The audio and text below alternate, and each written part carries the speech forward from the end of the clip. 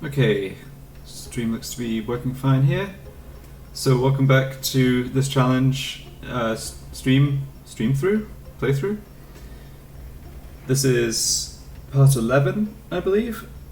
And I started the stream a little early today, about a bit over an hour earlier than normal, just because I need to do some drop hunting, need some equipment drops from random encounters, and I don't know how long that's going to take. It's really up to the RNG of the drops, but I decided to just get started early.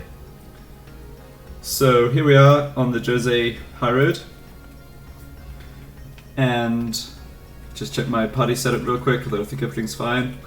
What I'm trying to do here is hunt particularly Stone Touch for Riku and or Tidus from the Basilisk enemies. Stone Touch would be really useful for the underwater areas later on, where I only have 3 characters and I don't have access to the Stone Breath Overdrive because Kamari can't swim, apparently. And I think having a third Stone Touch character, especially one with decent agility stats, would be quite nice also just for random encounters. So we're going to put the speed up to ×2. I fought a bunch of these encounters for half an hour or so yesterday. There's completely consistent strats for dealing with everything. I'm just going to stick by the save sphere and hopefully get lots of basilisks. I did consider actually resetting, like soft resetting the game whenever I got an encounter that wasn't basilisks. I think it's like, I think it's possible that would save some time, but I also think it's probably not really worth doing. Oh, here we go, perfect. So yesterday what I did was I used Death Touch from Lulu on one of the basilisks when I get a pair like this. But today I decided I'll just put one to sleep with Sleep Strike instead, and then focus down the other one manually and get the last hit with Riku on both of them, just absolutely maximize the chance of getting Break Knuckles to drop.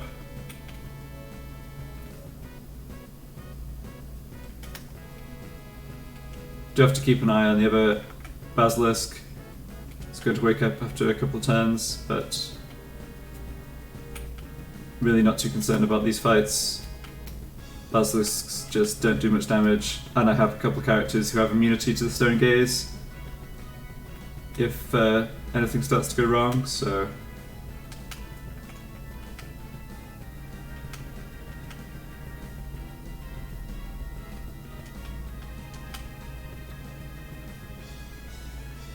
alright, so everyone woke up, let's just try and put it back to sleep. Yep. Need to check HP here. I don't want to accidentally crit this basilisk and kill it, so Orin would kill it on a crit, whereas Kamari would not. So this attack looks fine. 220 HP, so that's too low for a spell. But I think if I do Thunder, which it's resistant to, and then Lance it, that'll set up Riku for the killing blow. Just defend with Eunice, essentially has Stoneproof here.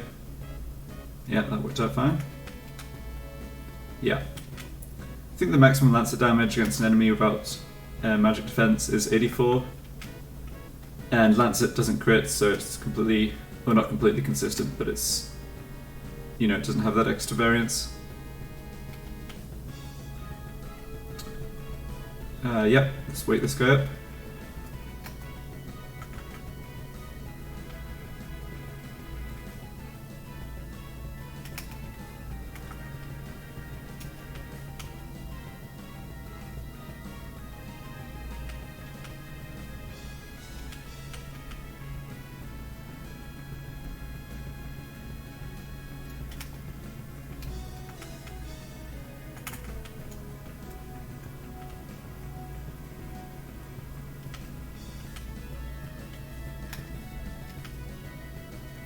Check HP here, okay.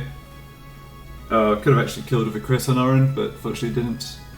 So this I think is the, yeah, this looks like the same as before. So Thunder Spell, plus... Actually not sure I need Lancet here. No, I don't. I think this is just 2 attacks from Riku. Maybe 1 would do it even. It's fine. Alright, come on, break Knuckles. No. I think the drop rate's maybe 25% or so from the Basilisks, so it's not too low. And Stone Touch is the only weapon ability they have, so if I got a drop for Riku, a weapon drop for Riku, it would definitely have it.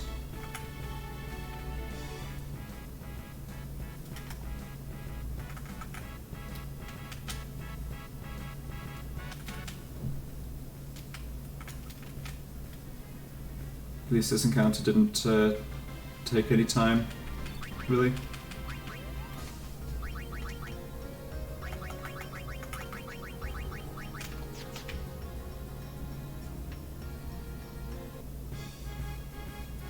Nice. Do the same strategy again, just with the Sleep Strike.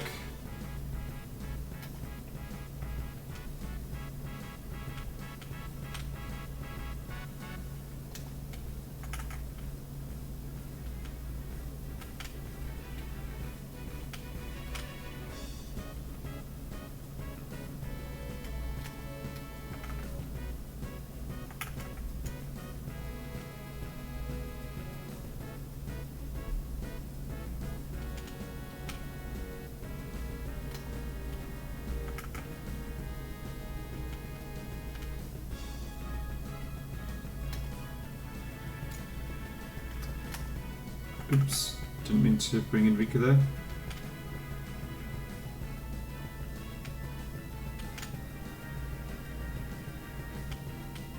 Should probably just put the other Basilisk to sleep.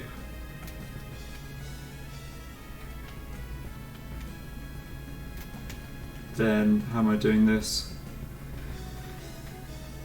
So I think this is...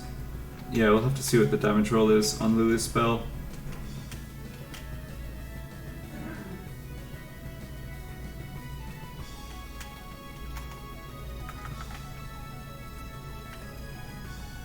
So Lancet plus weaker attack, I guess. Oh, there's a high roll on the Lancet. This might be able to kill it in 1 hit here. Yeah, just.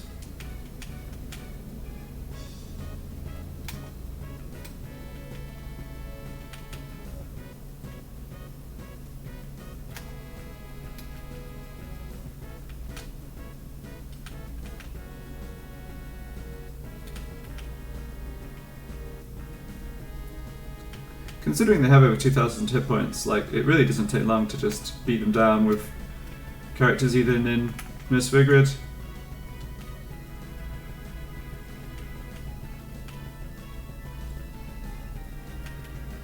That's what am I doing here? I think double Lancet, then Riku attack. Yeah.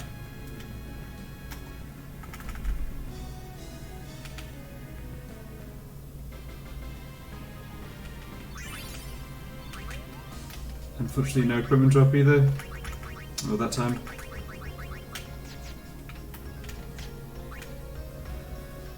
Just gotta check something on the stream. Over here, shouldn't take more than 30 seconds or so.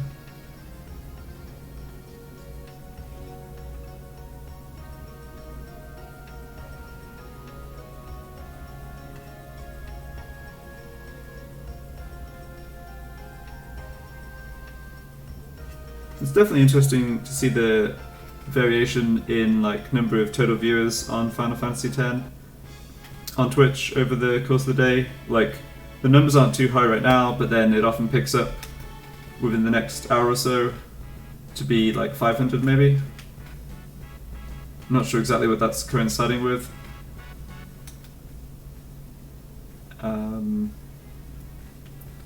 Guess we'll see if we crit the dragon with Kamari.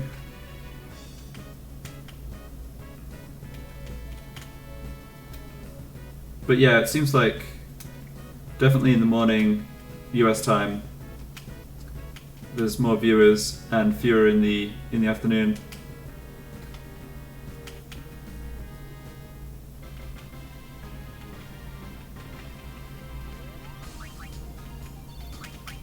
Well, that's an equipment drop, but not anything useful.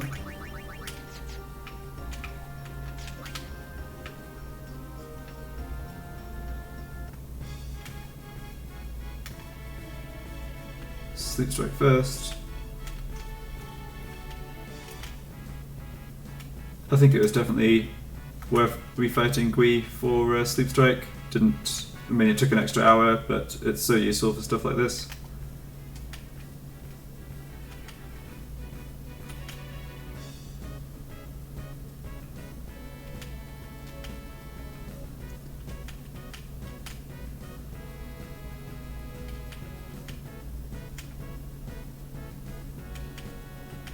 So this is Basilisk 5 and 6, I believe.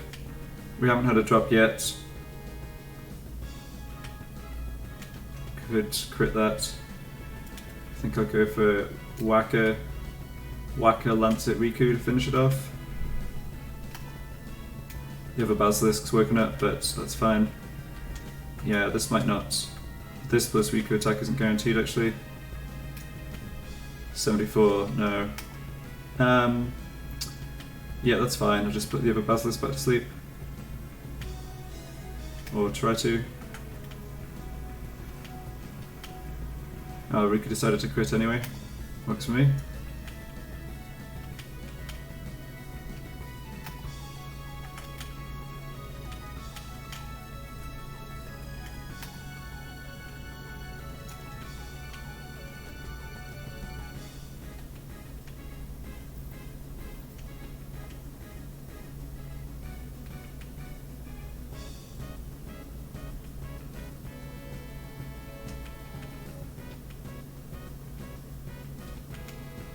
Yeah, this works well. Lance it plus Riku.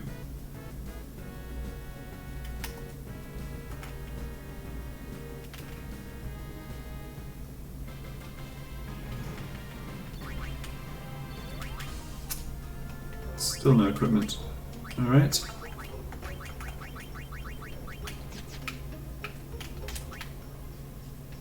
I think even though I'm not farming Stone Touch for any boss fight, I still really want it.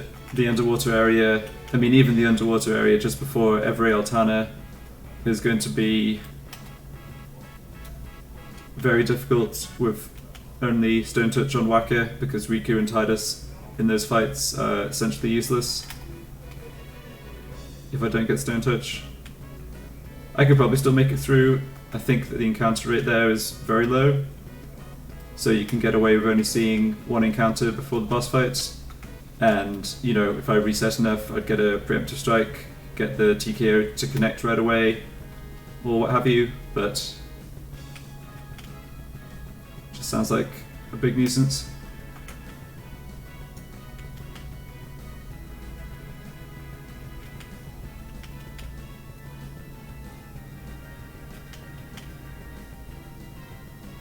I think I might actually want Stone Ward on Riku as well. That is actually easier to get than Stone Touch because I can get it from the Oku enemies. In fact, once Riku has Stone Touch, just check HP here. Okay, go for Thunder so it takes half damage. But yeah, once Riku has Stone Touch, it'll be much easier to try and get the other equipment drops for her, like Stone Ward or like SOS Regen. Because she'll be able to one-shot the high HP things.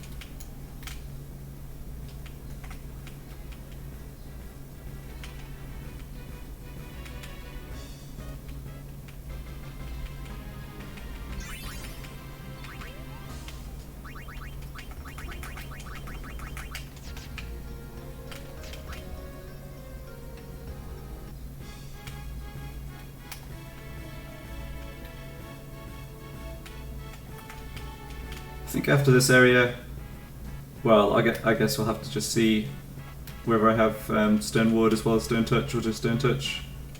I was going to say after this area I'll head back on the Moonflow to Thunder Plains.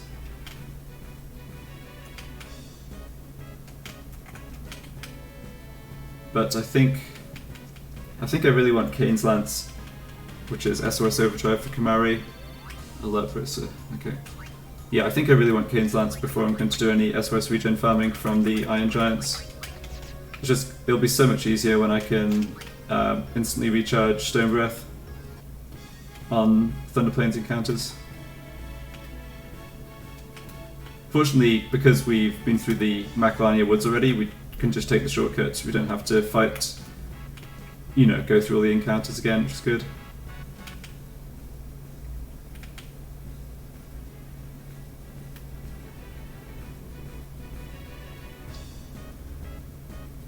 Palan hits everyone, okay.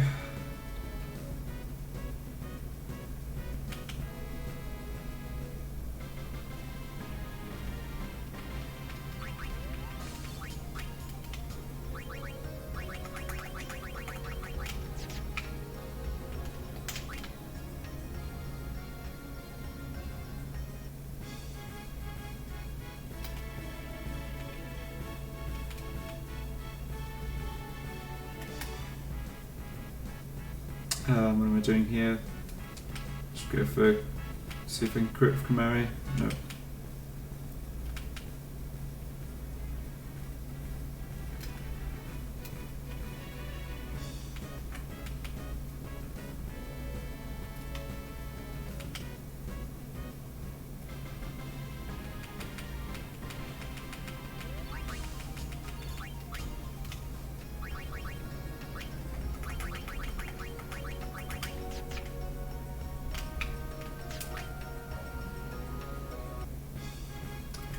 I wonder how many sphere levels I'll actually have in this challenge by the end. It's definitely going to be some characters who are going to be capped out probably. I think Kamari will be, because he's going to be killing a lot of random encounters for me in the second half of the game.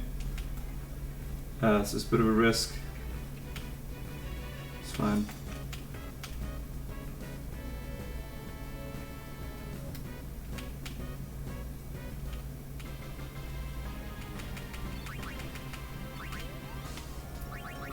In lots of the Nerf's very good games, you get Riku overtaking the other characters on sphere levels, even though they had a massive head start, just because, like, she's the one throwing the petrify grenades, or she's just the one dealing with the situation in random encounters. But I think this time, I think Kamari is going to stay ahead.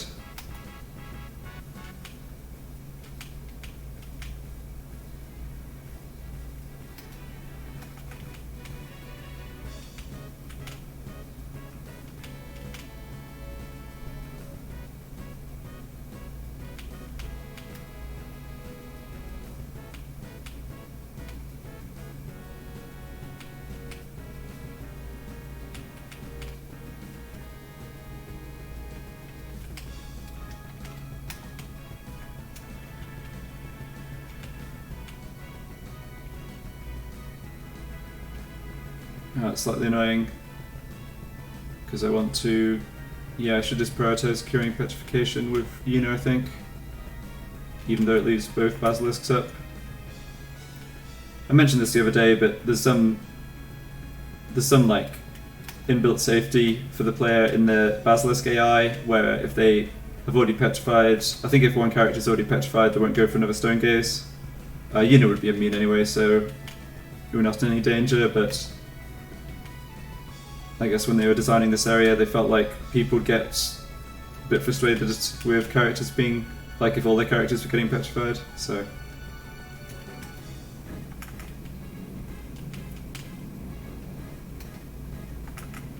The thing I don't understand about the basilisks is why they've ended up with such a weak physical attack.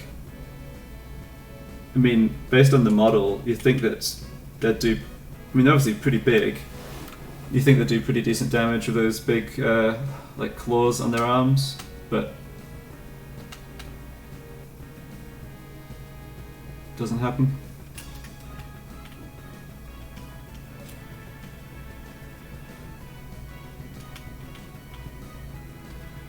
Okay, don't want to attack Orin because that could crit. I think it could crit and kill it with Kamari too, so fit in a Tidus attack. Yeah, and Tidus did actually crit. Alright, maybe I'll Lance it. Yeah, that's good. That's never going to kill from Lance it, so then Riku gets the kill.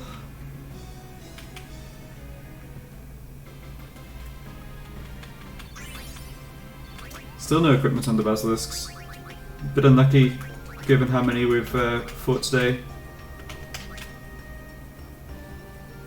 That's one of the things about drop hunting like this. It's because you're after like a rare event. There's such a broad range of how long it can actually take.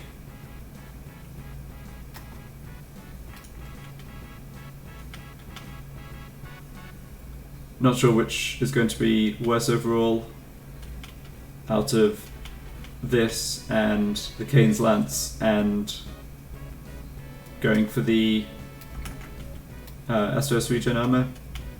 All those fiends have reasonably high drop rates, although I think the Xiphos enemy that dropped SOS-Overdrive, I think it's only, I think it drops over equipment order abilities too, and that one's the rarest. I've definitely had trouble with Kains Lance in the past.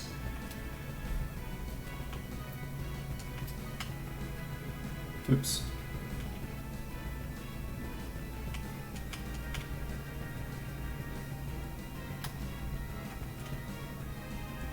There's something I didn't really consider about this challenge from the point of view of streaming. It's just there is quite a lot of this grinding and farming right now. It's all sort of concentrated together. That's Lancet plus Riku.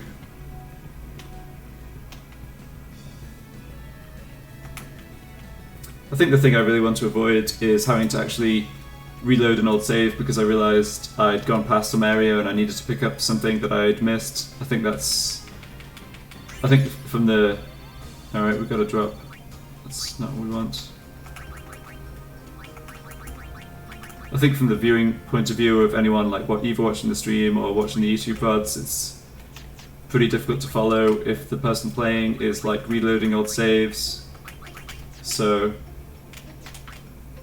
I guess that makes me lean towards being conservative with making sure I have everything, equipment and stuff ready.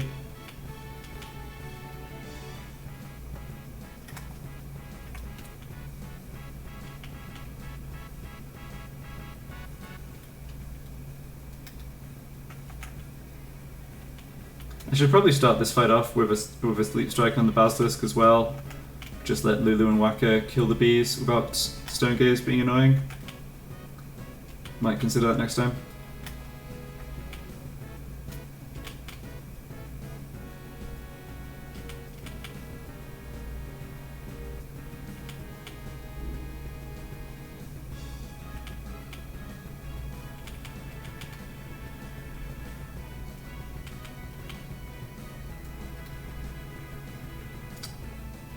Alright, so I was going to say I think one more spell from Lulu would do the trick, but Lulu is a statue.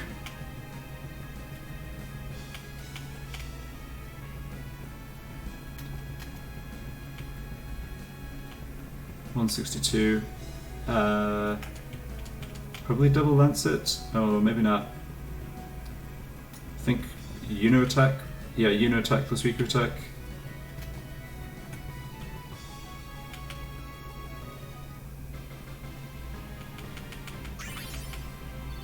Buster Glove. I think that's just plus 5% strength. 3% strength. Ugh, even worse. Okay.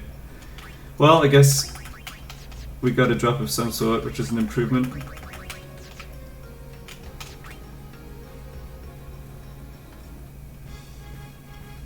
Double Basilisk, very nice.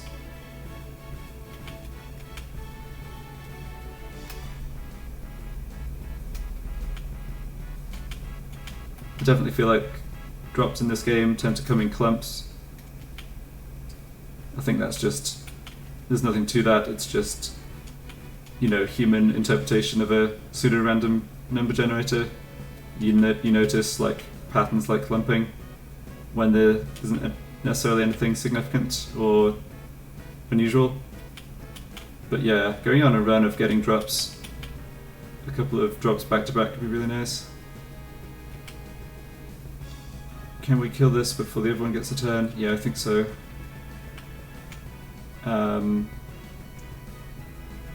Yeah, okay, got a little ahead of myself maybe. Put the other one to sleep just to be absolutely sure. 239. That's a damage range for a spell. I think I'll just attack with Whacker, then do a Lancet and let Riku finish it. Yeah.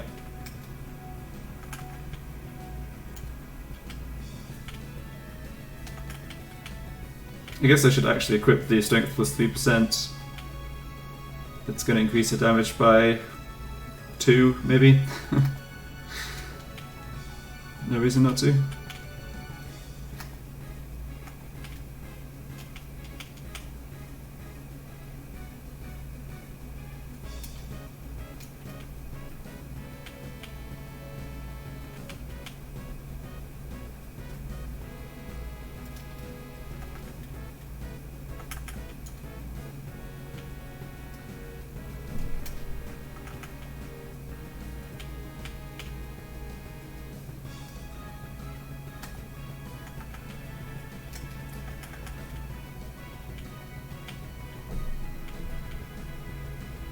Oh, crit would have actually killed there, but fortunately it didn't. This is a... yeah, there's no way you can roll 256 on a spell like that. Alright, Riku, let's put the Buster Glove on. Take this. Oh, it was a crit. Yeah, weapon ability that increased the crit chance would be kind of cool.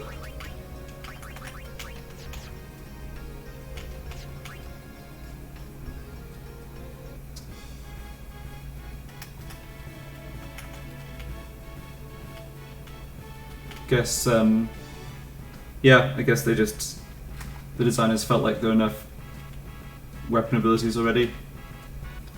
It's probably true.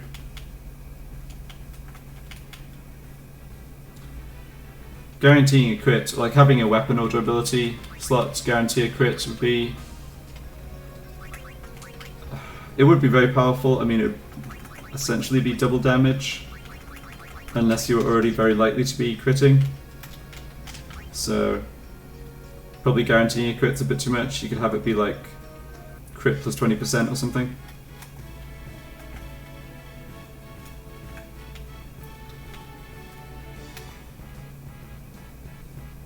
There's a couple of Riku's mixes that make your characters always crit, which is pretty cool. I have some ideas for fights in this challenge where I'd want to use those. One of the luck plus percent modifiers would have been cool. Yeah, I was just thinking that, yeah.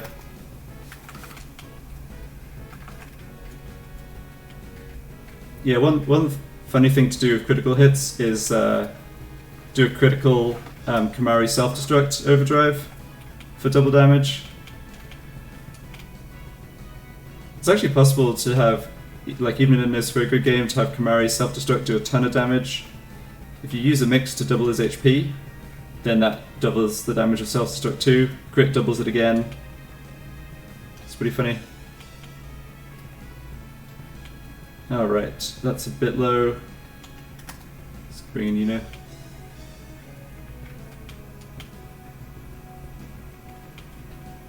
$218. I think I'll go for Thunder. Thunder plus Lancet. Yuna can just hang out.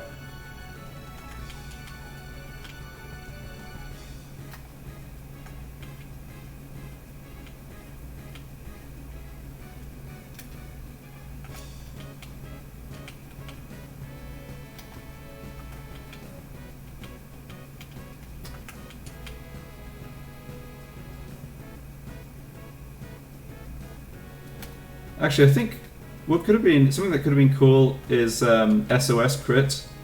So you guaranteed to do a critical hit, but only in SOS HP. I think that would have been a really nice addition to like SOS haste, SOS overdrive. So the powerful effects, but obviously the condition of being That low HP is a real drawback. 264. I don't think she ever does 264. 257. Okay, close. I think I was safe on that though.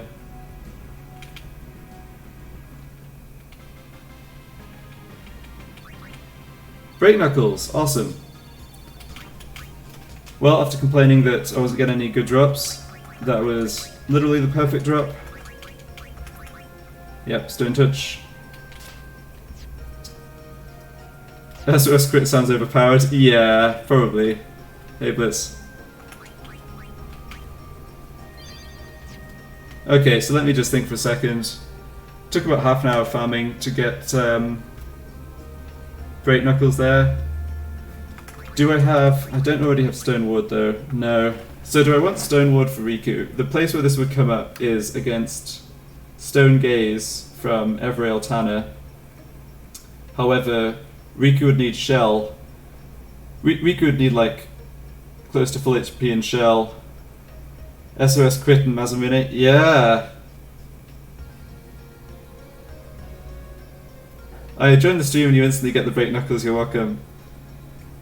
Yep. Thanks, I guess.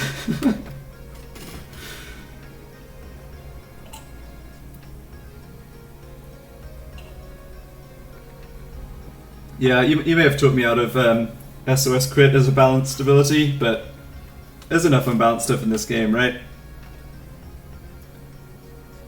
Right, so will I ever want Riku to actually equip Stone Ward in the Altana fight? My plan was to try and finish the fight quickly, not to see many Stone Gaze. I think Stone Gaze is only used if all three characters are alive. Might have that wrong, actually, probably should just check. But I figured that I could, you know, it wouldn't be too bad to just need Stone Gaze to hit one of the guys rather than Riku. But if I was going to change up the strategy, try and play the fight more slowly, use like a defensive mix like Mighty Wall or something, and use Shell maybe plus SOS regen to sustain rather than rushing to get it over, possibly Stone Ward would be good. Just looking up, got P. Birdman's guide open of course.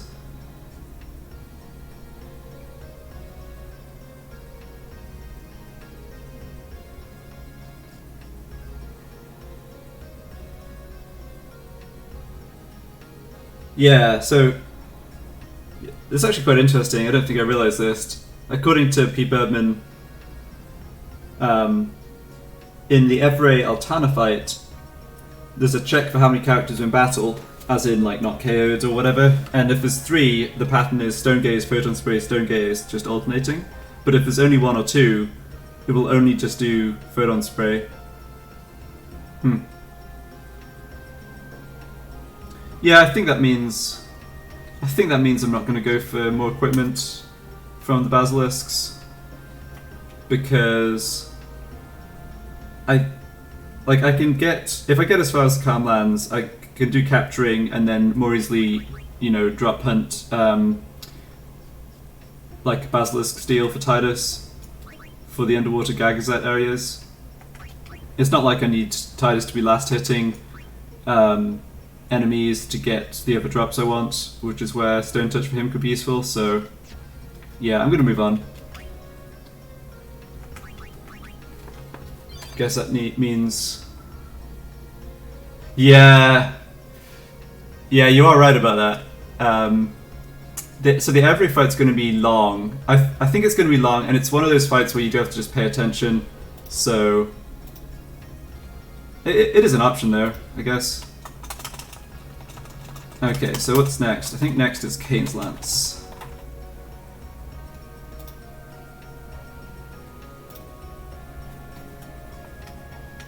Yeah. There are definitely challenges where getting a Stone Touch or Stone Ward from Every is a perfectly reasonable plan. I'm just concerned that, you know, like Every is going to take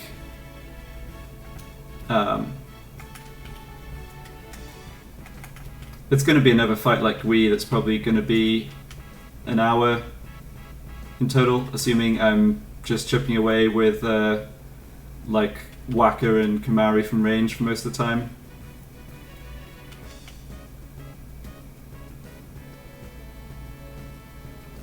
I'll tell you what I'll do.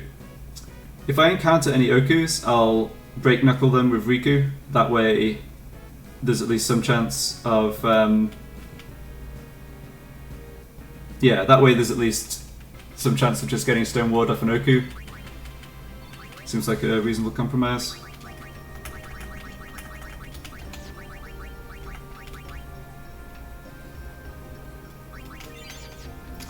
Yeah, no spamming Chaos Grenades, that's right. Gotta choose where the one Chaos Grenade should go.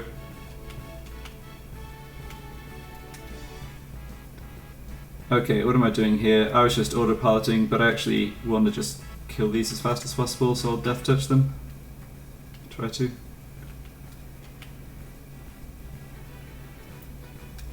We're going to wake up one of these basilisks? Yeah, don't see reason not to.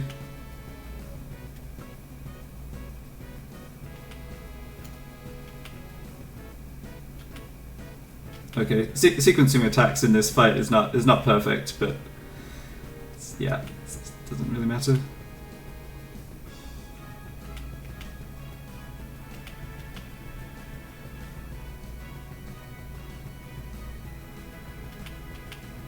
If Lily wants to actually connect with Death Touch at some point, that would be great.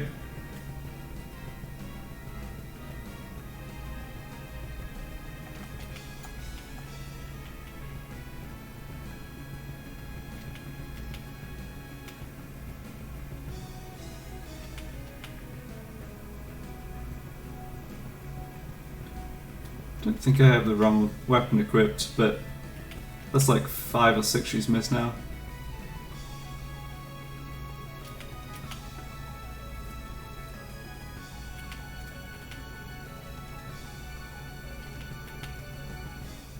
Okay, just kill it with HP damage, I guess.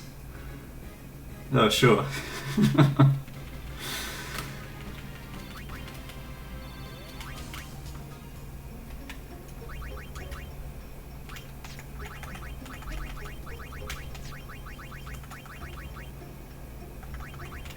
Don't need to heal RN.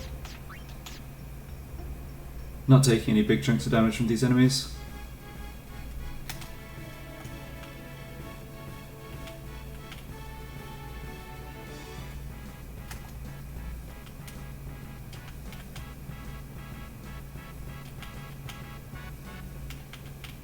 I guess there's no point in inflicting sleep if I just smack it with RN straight afterwards, but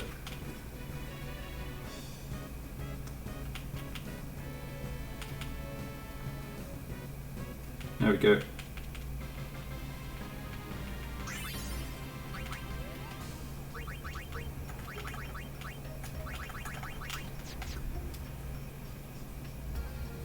So I don't know if either of you were here when I was streaming yesterday, but here's a fun puzzle for you. Okay, when I was streaming yesterday, I got 2 unintentional game overs in Besaid.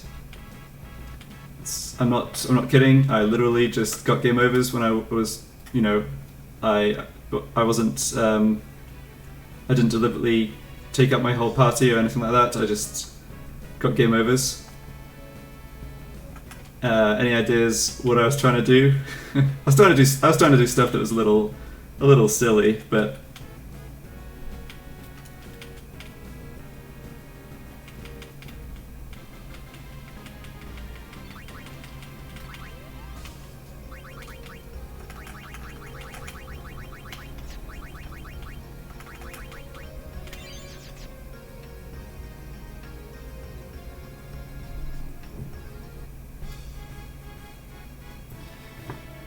this encounter, huh? Well, I guess because we have a preemptive strike, we can just go for Death Touch and see what happens.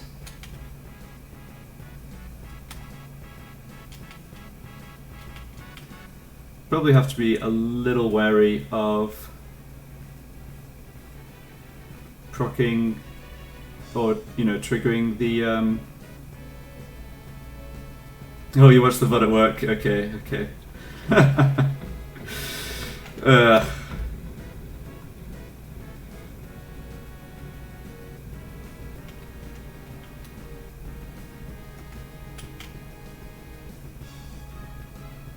I guess I was kind of hoping no one would ever watch that VOD. I don't know why, what I'm doing bringing it up today, but probably need to be paying a little more attention in this fight, actually. Yeah. I did turn on the stream. Okay, well, basically, I was trying to get Avenger and later Loner on Riku. And so I was setting up against the weakest enemies I could in Besaid, and my plan was to have like Kimari and Orin at 1 HP and just get KO'd repeatedly like in each battle to charge up Avenger. And I think one time I had Waka hit and petrify himself by accident. Although I blame that one on the way that the game like target selection sometimes works, where you press sideways instead of up or down, and it switches the targeting back to your party. And the other time I was just trying to learn Loner with Riku, and then I think I just straight up like didn't pay attention, and Riku was just killed by the bird I was fighting that she was supposed to be learning from. So yeah, Besaid encounters confirmed harder than anywhere else in the game so far.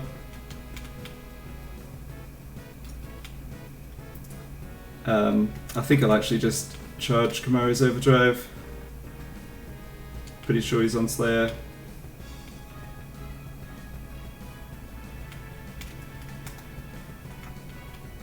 I'm gonna just drop into the Jose Temple to get MP back.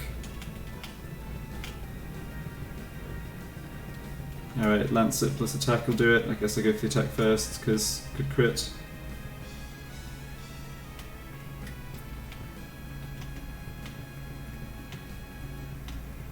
I guess a break lance wouldn't be the worst.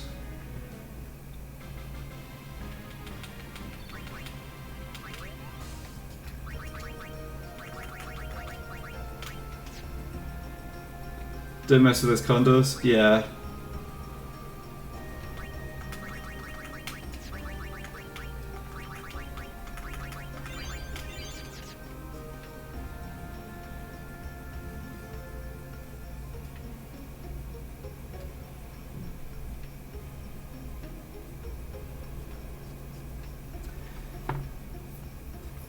Actually, that reminds me of something I was going to ask you, Blitz. What's the least bad way of learning Sufferer? I was thinking of trying it with, say... So if I... Like, for sure, if I had SOS regen on Riku, I could poison Riku and should just... Like, she wouldn't die because the regen would just keep her alive, right? And I'd just get into some battle that wasn't too dangerous. But... I don't have a great way of doing it with other characters before I can inflict zombie.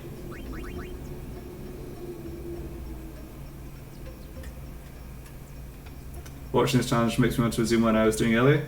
Sure, what challenge were you doing?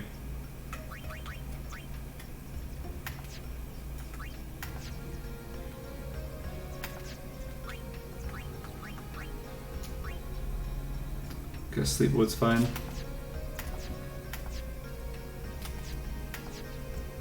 Poison and regen is what I normally do.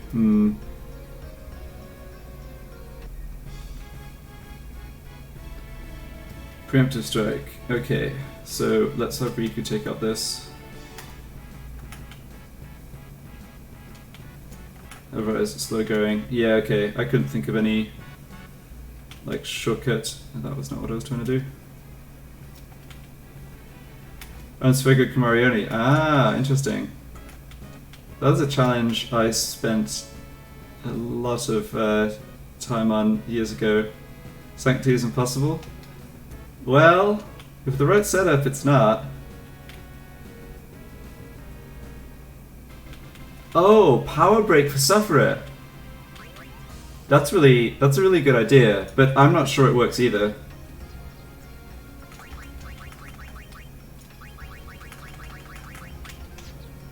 But that's a great shout. Okay. Yeah, I'll definitely look that up, if not actually test it. I want to try doing it without ribbon. Yeah. Yeah. I did have a plan for the best armor without ribbon, but actually, what am I trying to do here? I want to charge Kamari's Overdrive, but I don't really need to do this against this counter's just annoying. Trying with Automed.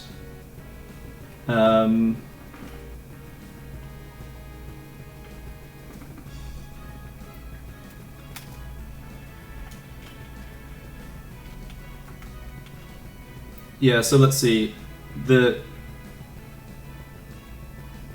So Photon Wings inflicts. The Confuse is 25% chance. And the Sleep and Darkness are 50% each, I think. So Automed. I mean, Automed is really only covering you against Dark. I think you'd want Sleep Ward, but I don't think you can customize Sleep Ward.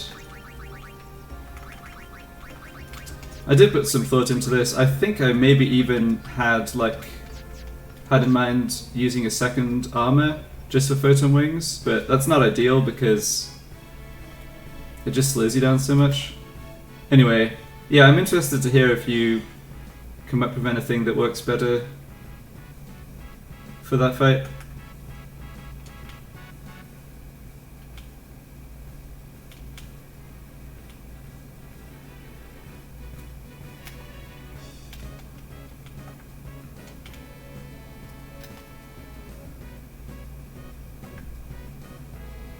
Guess I'm not going to be able to last hit them all with Kamari. Yeah, I'm remembering that challenge now. That was Sleep Ward, Auto Haste, Auto Med, Auto Potion. Was the armor I made. Yeah, okay. What's your HP? Like, what's Kamari's total HP? Because I needed... I think I needed magic defense plus 10% in order to have my HP such that I'd always have auto potion procced by all of Sanctuary Keeper's attacks, but I wouldn't ever get KO'd by Mana Breath.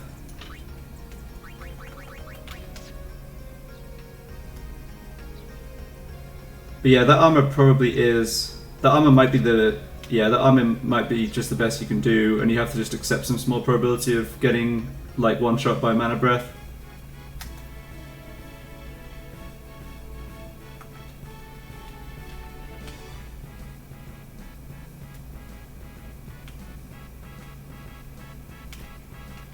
Probably should just try and kill this wolf, I suppose. Did not think that would fail, but alright.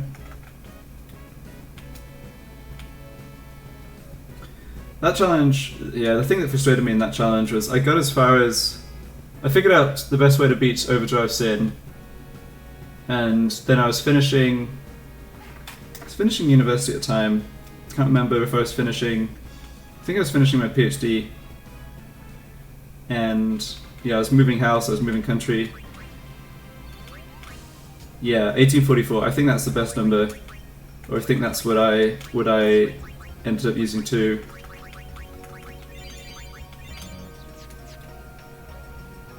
Just out of curiosity, did you follow the discussion of that challenge on the Game FAQ boards, or were you kind of just working everything out yourself?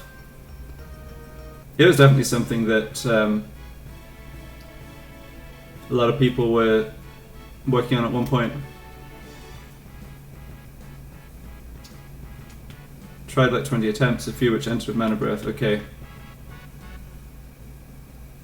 Yeah, I think other than doing what I mentioned with having 2 sets of armor, I think that's unfortunately a risk you end up running.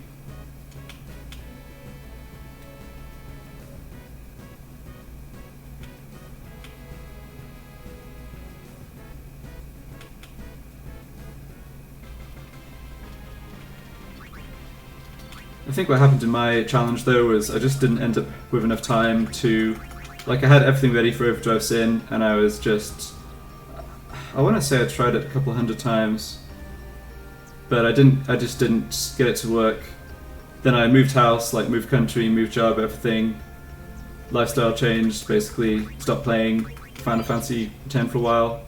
Then came back a few years later and someone else had beaten the challenge using the same strat I was using, which is fine of course, and it was cool that someone managed to get it to all come together, but it was like, if only I'd put in the extra time back in the day to beat Sin, you know?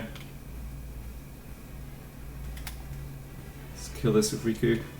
Used to be on the game FAQ boards, but don't know if I was around for the discussion. Okay. Yeah, the game's been out so long that there's like different eras even of the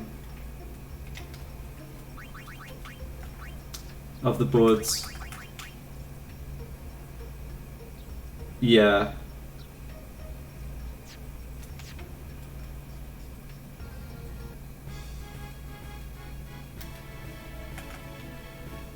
I actually have a video of that fight. This is back to Sanctuary Keeper. I have a video up on my YouTube that shows the strategy working,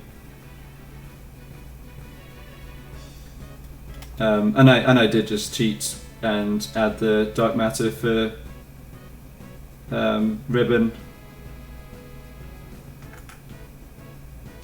I think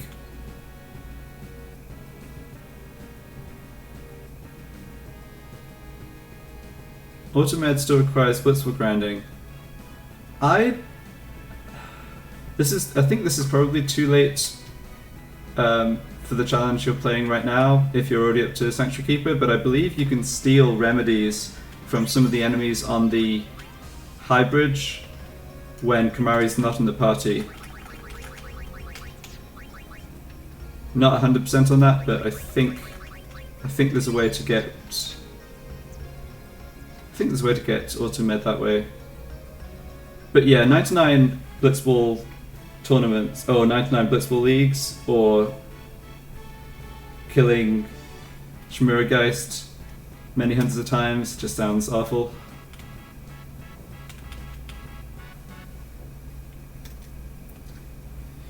Yeah, so do you ever read back those, like, read the old threads blitz?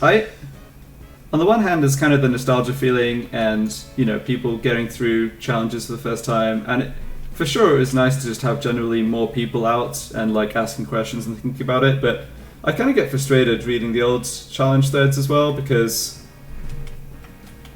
there's quite a lot of misinformation and not understanding how the game works that got propagated, including, I will admit, by myself to some extent, although I wasn't the worst for it, for sure. Like, I kind of feel...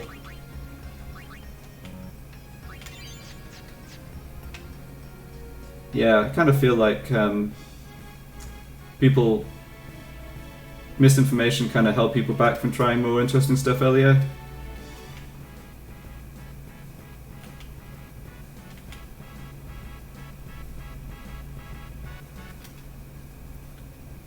You hacked in... I guess you're talking about the remedies. Yeah. Yeah, no, I think that's totally reasonable, honestly. There used to be a bit of a feeling, like kind of a puritanical feeling about never cheating for that sort of thing, but I don't know if it's because I've gotten older or what, but my own attitude is definitely just, yeah, life's too short, basically. Yeah. Yeah, that's right.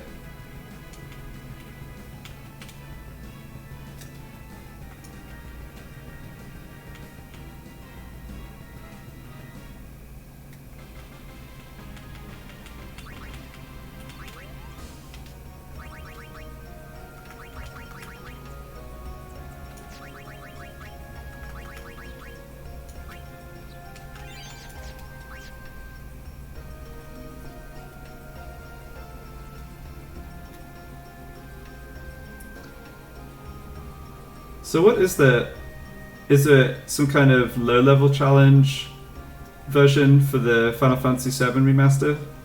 I honestly know nothing about that game. I mean, I'm going to play it, but just been super busy with work pretty much, so I haven't gotten around to it. Oops. I know that people did some kind of low-level challenge for Final Fantasy 15, but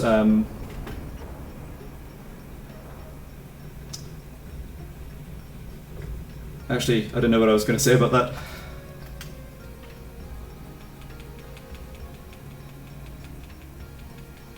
If it's farming a drop, yeah, farming a drop's a bit different. I kind of agree with that.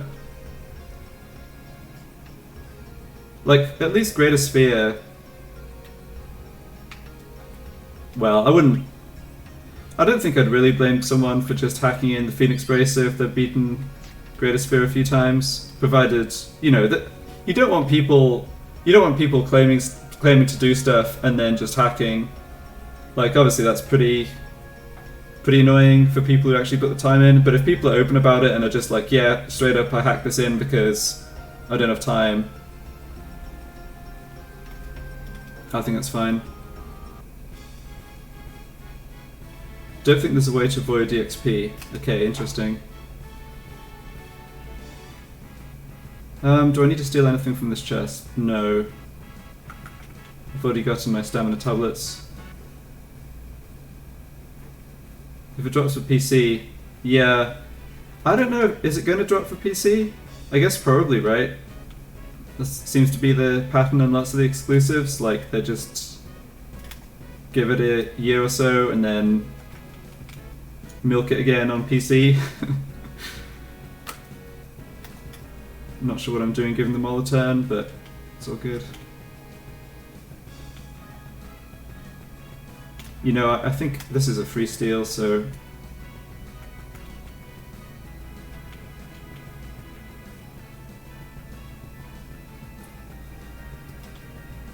I remember in some of the Final Fantasy games, including the original Final Fantasy VII, right? The low-level game, you had to...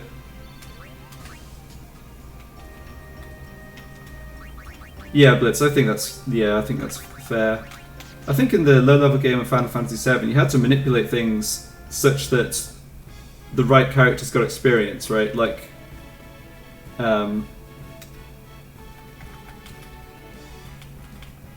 that's kind of interesting, rather than just having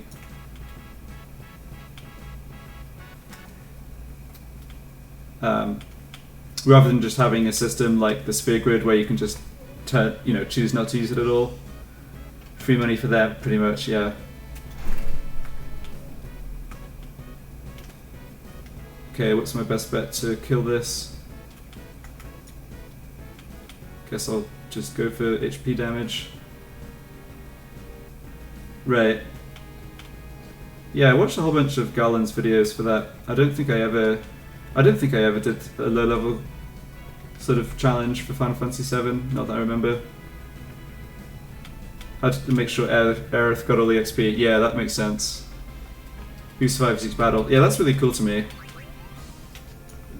Having something like that in one of the later Final Fantasies could be a fun kind of puzzle.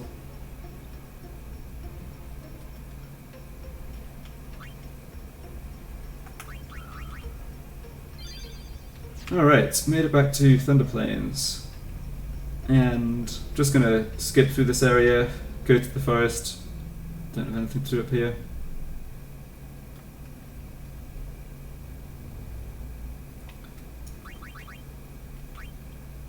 Probably should switch out equipment. Actually, they've actually come round to liking the yellow bracer more than the serum bracer for Orin in the Thunder Plains. He's just so tanky with lightning wood. If you need to, in an emergency, you can always switch to SOS Nullshock. And this should actually be yellow Taj. Definitely yellow shield.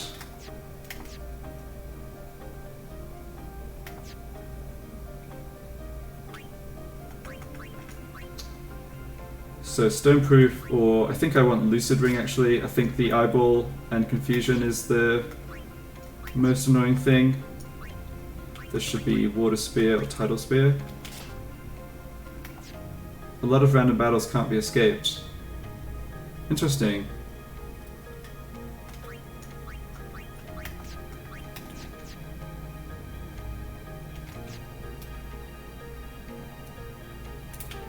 Alright, let's not try and dodge lightning at double speed.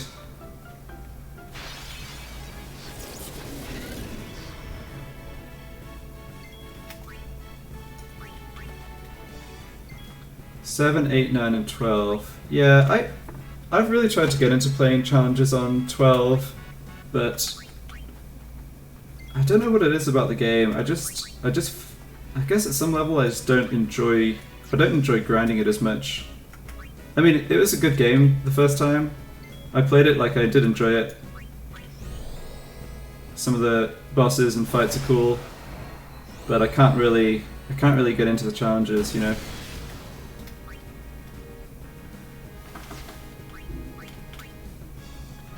There used to be challenge discussions for X2 on the Final Fantasy boards as well. There's quite a few, topics came up on the remaster boards. I think the battle system is good in that game, I agree. I just haven't put the time in to really learn the mechanics of that game well enough.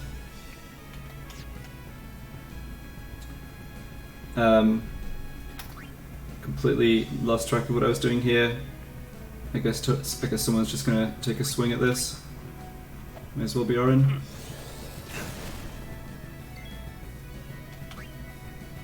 You should take up the element.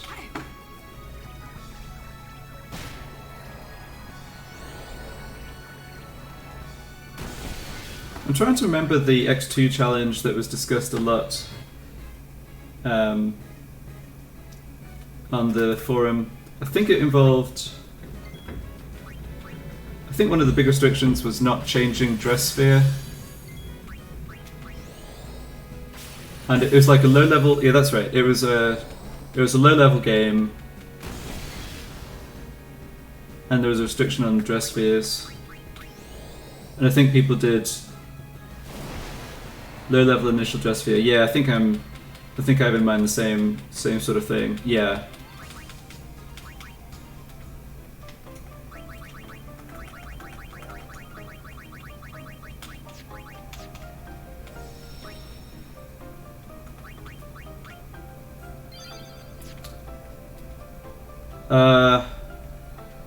Fresh file, yeah.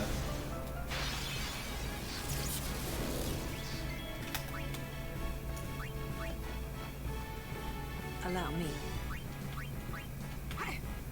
It's like can you keep 2 characters at level 1 or is it only 1? I can't actually remember. It's like 1 2 2 or 1 1 2. Okay, I guess that's the reason. Yeah, that's the reason to use Waka over Riku for this.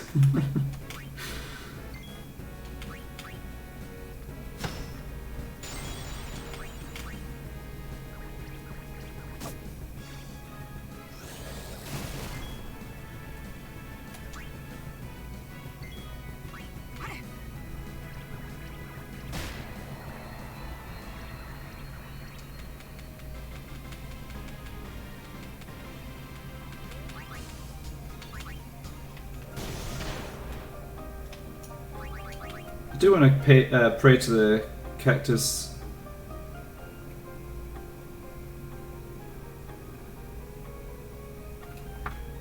Oh, yeah. I know it's 1 2 2 3 3 3 for 12. I thought it was similar numbers for 10 2, but you might be right. I'm just getting mixed up. I was just saying I do want to pray to the cactus or the cactus stones here, but oh, 1 1 2 is on New Game Plus. Yeah, okay. Let's end this. I know that P. Bergman was interested in X2 and writing some kind of similar guide, a mechanics type guide to what he was, to what he put together for the Ultimania companion guide, but I don't know if he ever finished that.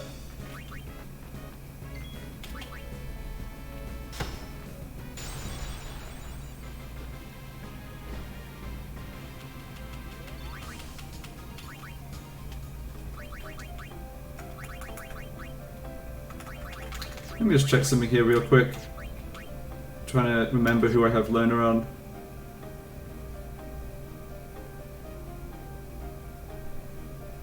$33 to $35 for new file. Okay, yeah, I just misremembered that completely. So I guess that's like... Yeah, I see. So that's just the minimum. Obviously, you can't have... Yeah, you can't not have characters. Gain XP.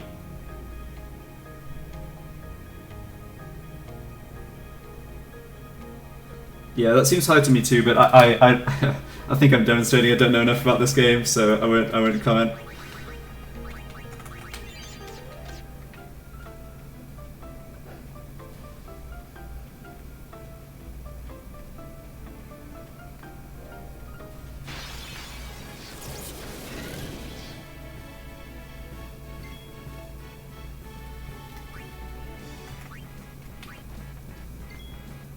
Okay, we're killing Eyeball, we're killing Lizard.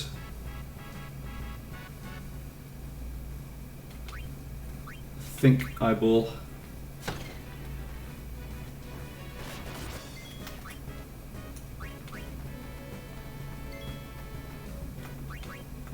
Is this even gonna die? Hmm.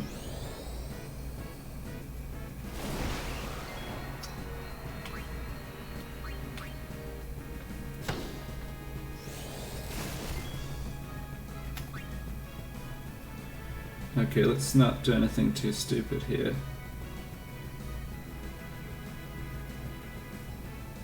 I've hit that lizard once, but it's still got 150 or so HP.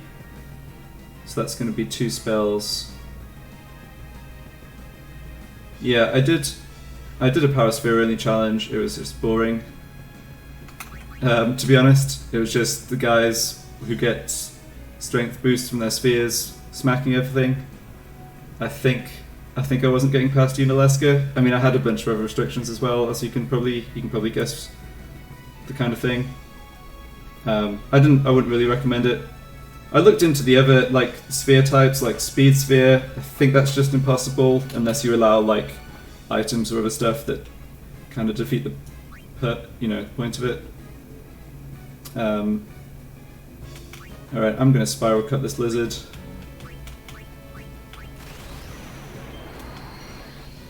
Pretty sure I just did not play this fight optimally, but that's what overdrives are for, I guess.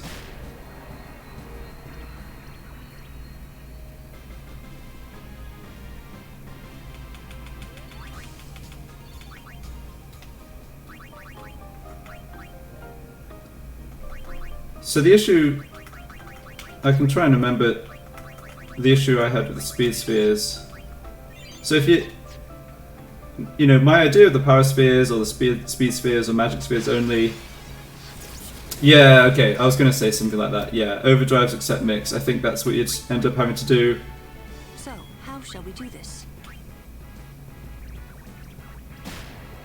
I haven't really thought about it for a long time, to be honest.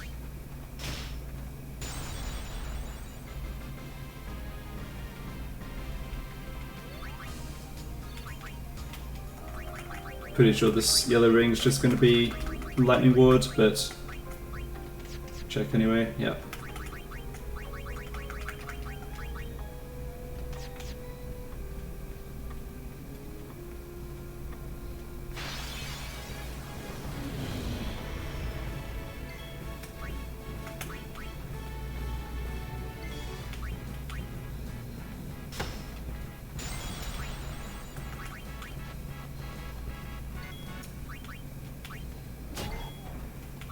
Sure, if you want to give it a try.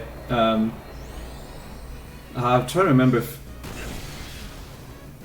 I think I did write some notes about it somewhere. I don't know how enjoyable it would be. I think...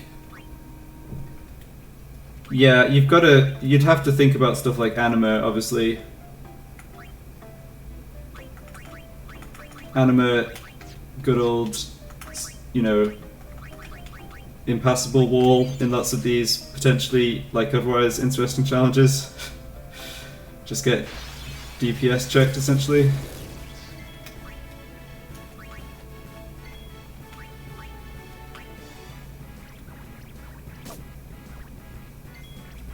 I think if you weren't allowing items, you'd have big issues with anima. Even with Titus getting, finishing his grid and having good agility.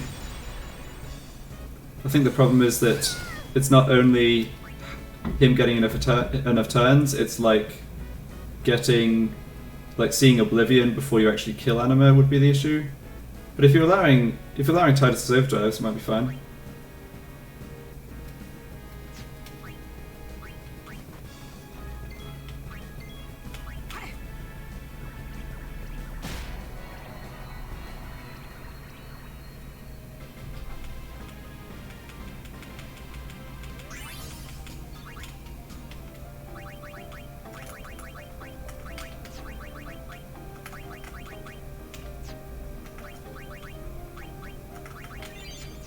So do you have classes now, Blitz? I guess not, right? It's the summer holidays? I know you mentioned you were studying again.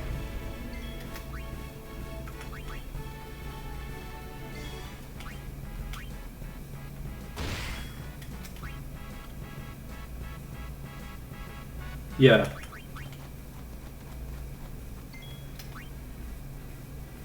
No summon, no customize, no items. Right, yeah, exactly.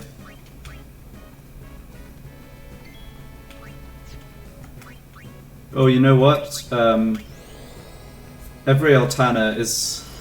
Yeah, Altana's gonna be a pain in that too, right?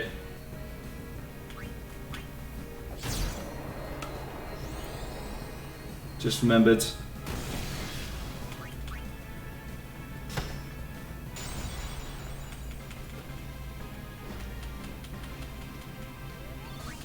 In September, okay. Yeah, that's when our the university I work at classes get restarted. Yeah. What's the plan currently? That's in Portugal, right? That you're studying. I know that's where you live, but I guess you're studying there too. Are they talking about having in-person classes at all, or is it like probably going to be remote?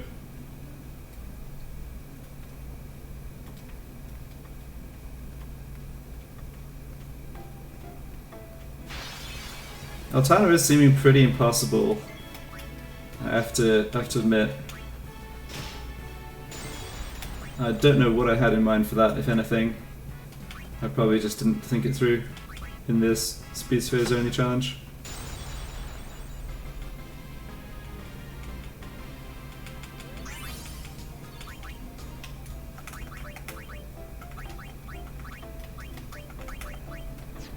I don't know why I checked these yellow armors as if it's going to be lightning proof, but...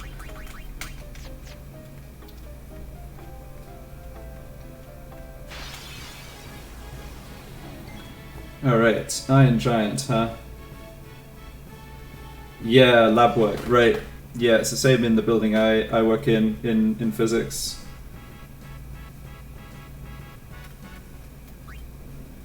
At my university they've started like... So I'm not allowed to go back in to work in person, but I just do computer stuff, right? Like data analysis. I don't do any lab work. So what they've done is they've got like 10% of the building going back to work with the people who like can't do anything remotely. I think it's working out okay so far.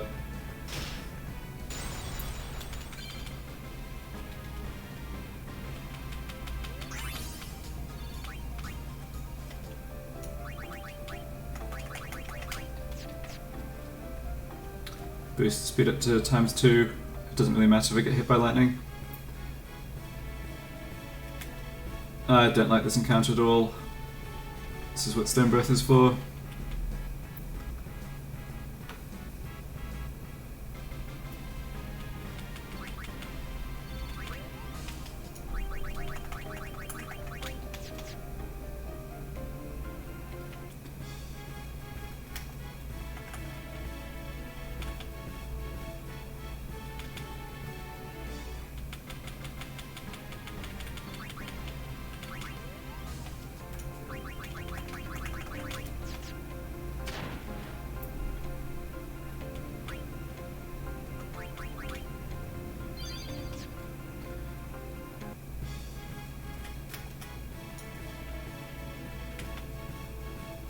Man, picking up SOS regen from an Iron Giant just passing through the plains would be so nice here. Well, assuming it's on a character that it'd be useful, but probably too much to ask for.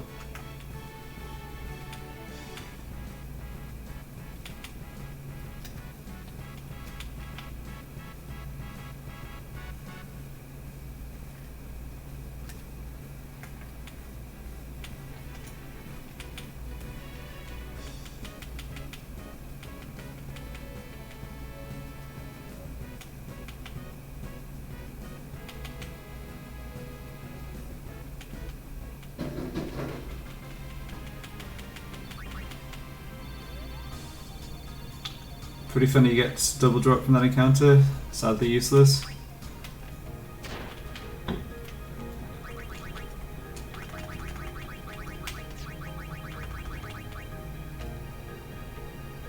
Only happens in initial equipment challenges. Right, yes, yes, you're right.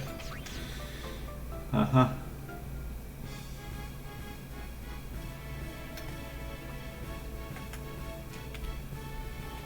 Yeah, those ability nodes only challenges are really fun. I was getting SOS regen for a run. Right, yeah, I've done something similar to that. Yeah. If you ever, this encounter's the problem. The Iron Giant on its own is fine. This one is the like annoying one though. Trying to just think how I should try and handle this. I think I go after the Giant now.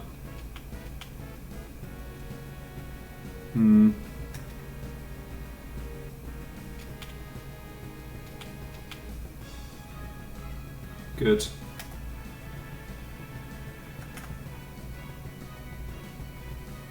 Yeah, could have some issues here. Wacko doesn't have Confuse Ward, but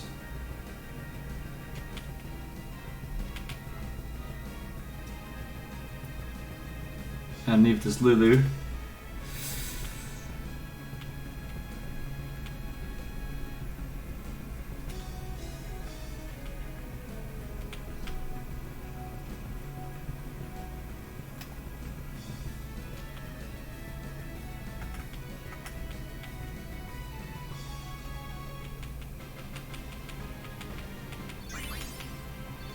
Seeker's Bangle. Yeah, that's not going to be better than a tough Bangle.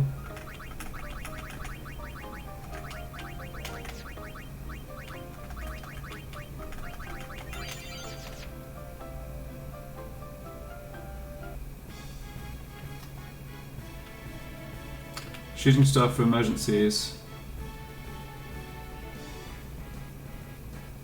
Yeah, you're right, I do have Shooting Star, and I kind of did forget about it. Can't wait to see you yeet a sandworm. Yep. I imagine that will be happening at some point. Definitely not really beating it any other way, so.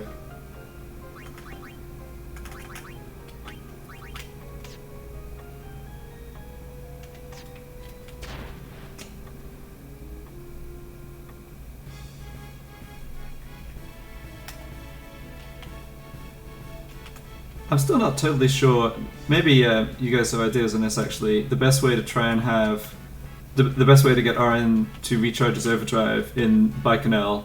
So let's say I meet a sandworm, I use eject, obviously the battle ends right away. And what's the best bet for like recharging RN's overdrive? Say I encounter two sandworms back to back or something. Oh, that sucks. Oh. Guess we're on the Brotherhood beatdown plan.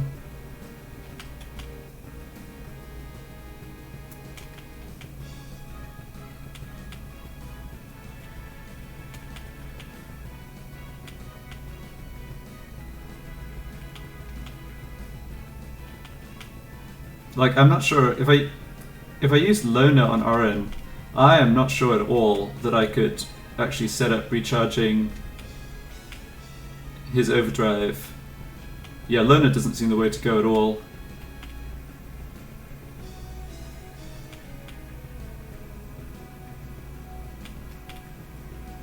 Maybe I just have to use something like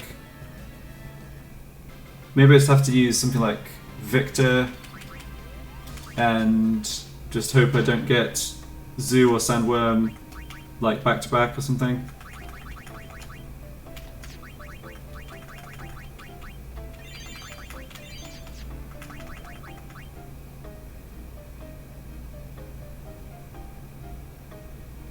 I can't Stone Breath Sandworm, right?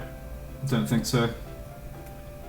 I think it's got resistance or immunity to death anyway, so or in either case, so that Death Touch wouldn't work.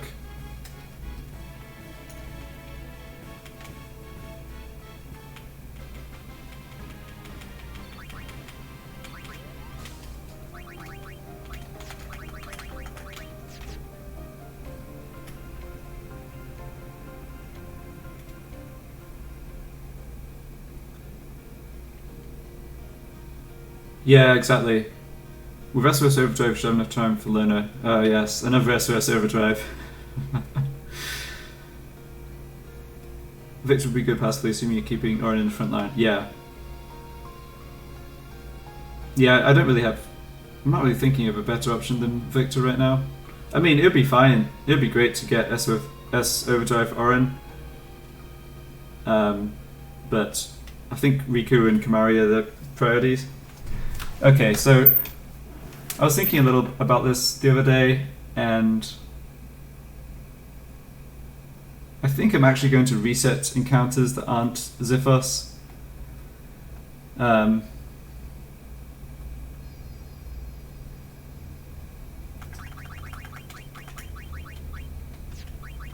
I need to think for a second about... I think I want Kamari's Overdrive mode on Victor here. The only way to beat it without Overdrive is to poison it and get it to swallow someone before Earthquake. Oh. I don't think I've ever actually gotten that to work. If you get it to swallow someone, then don't touch it, it just dies to poison, is that right?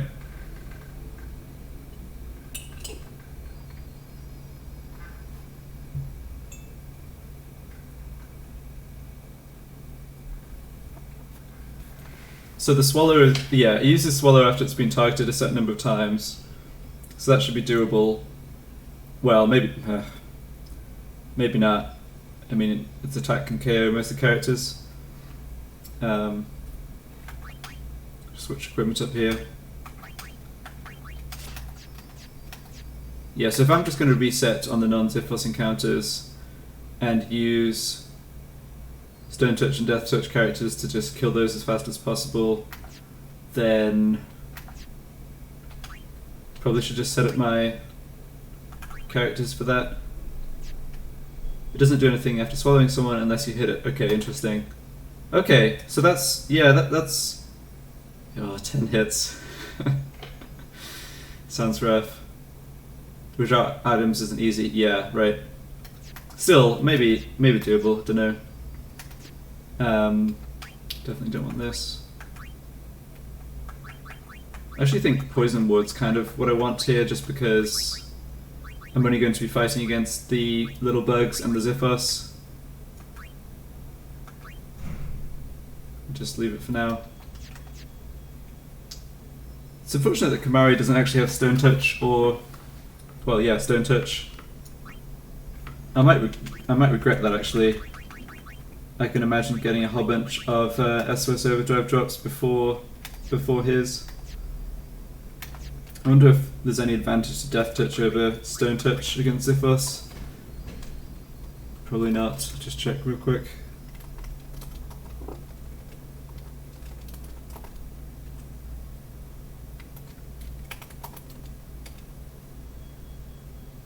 Yeah, just resists darkness and silence.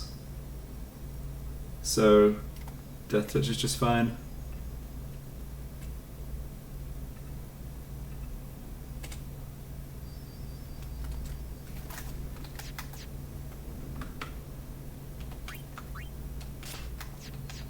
Okay, I'll give this a shot. I might change how I'm setting up for this a few times here, because this is probably going to take long enough that I want something pretty close to optimal. That encounter is about the opposite of optimal.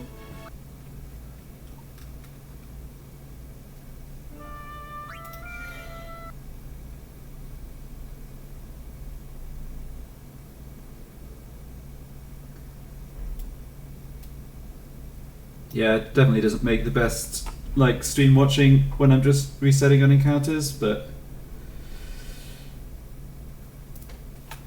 I think some of the random encounters would take long enough to beat that this is still faster.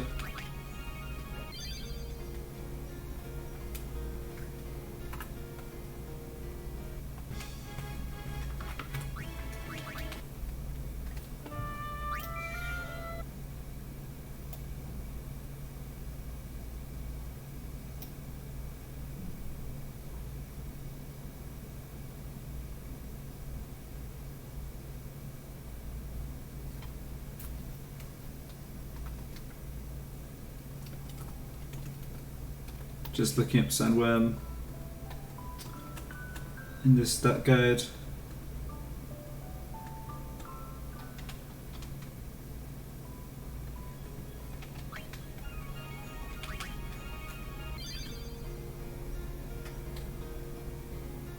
Oh, it's 0% poison resistance. Oh, that's cool. I thought that was 25. I guess the zoo has 25 poison resistance.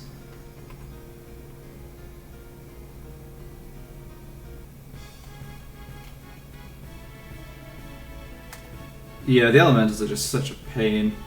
Okay, I am actually going to kill this thing because I wouldn't mind getting an Onyx Bracer.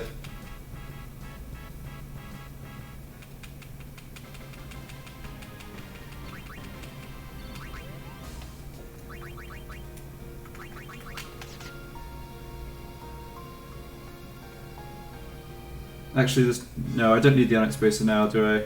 Nah, I'll just... I think it should probably just be Xiphos.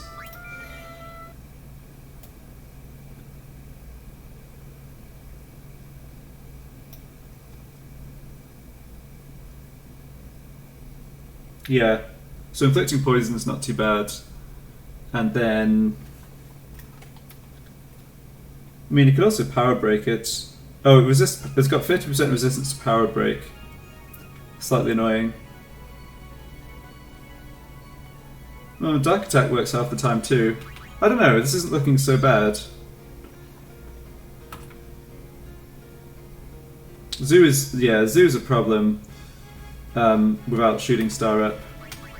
Because its attack's just really powerful and I can't get it with Darkness. So there I have to hope I inflict poison, then go for like poison and power break, then hope Orin gets a chance to defend before it targets him. Seems pretty bad.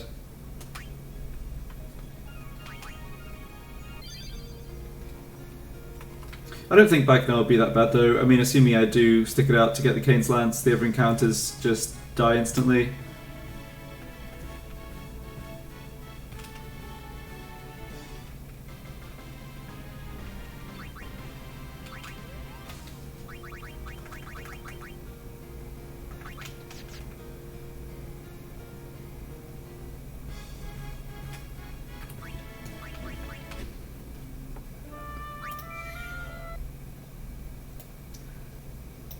Someone told the Xiphos I was coming. They've all run away.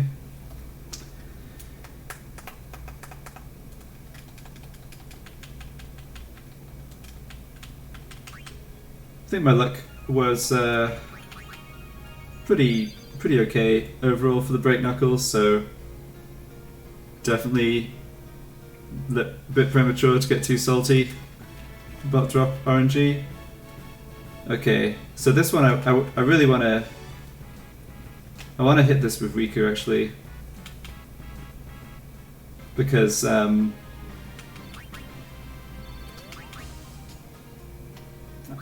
SOS-Overdrive for her would be the second best. So let's see, with that in mind, I actually don't want her in the front line, right? No. Just stick Yuna in the front line instead.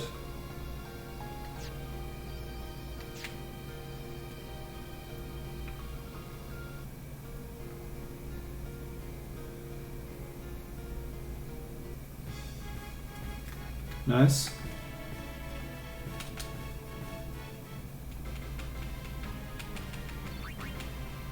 Oh, hello.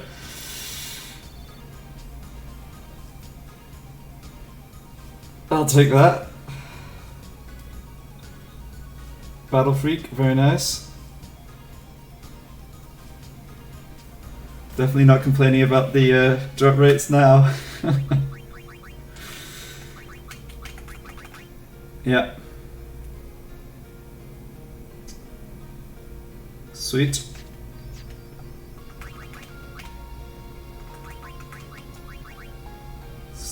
Stick Kamari back in the party. Okay, I know how I'm gonna do this. I'm gonna charge Kamari's Overdrive, then I'm just gonna Stone Breath, Zifos, and reset if I don't get Kains Lance. That's gotta be the fastest, right? So I do need to charge his Overdrive though. Just currently on Victor. Okay, yeah, that's fine.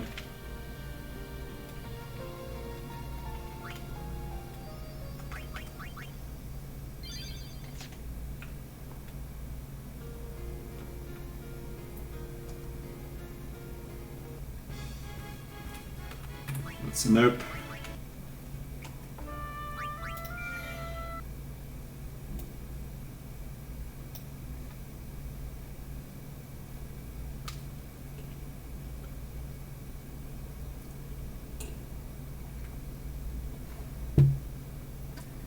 Watch the game give me like 3 or 4 Battle Freaks in a row before any other SOS-Overdrive stuff drops.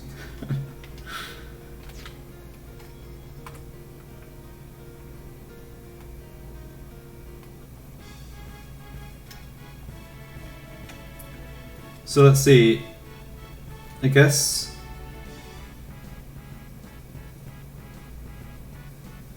Yeah, I guess I just last hit it with Wacko at this point.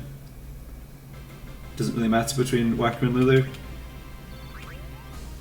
That's 80% on Kamari's Overdrive.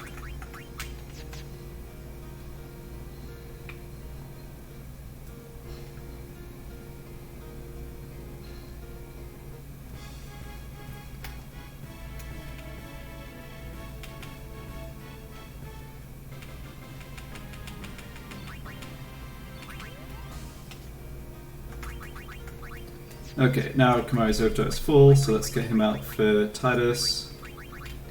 And yeah, I'm resetting everything that isn't Zifos, and Zifos I'm just switching Kamari, Stone Breath, and then resetting.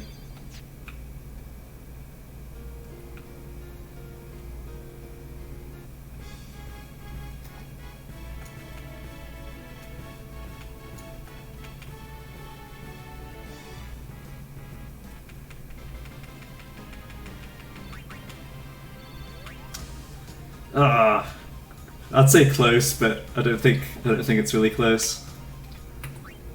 It was a weapon for Kamari. SOS-Overdrive's like the one out of 7, I think, or each roll it does on the equipment, or like each equipment slot roll it does is 1 in 7 for SOS-Overdrive. So still not sure. I've never fully understood exactly how the drop system works. I think P. Birdman's explained it in the forums, and I've tried to follow it, but when the game, like once the game's decided how many equipment order ability slots there are going to be, it rolls for each one separately. Yeah, I want to call that one close.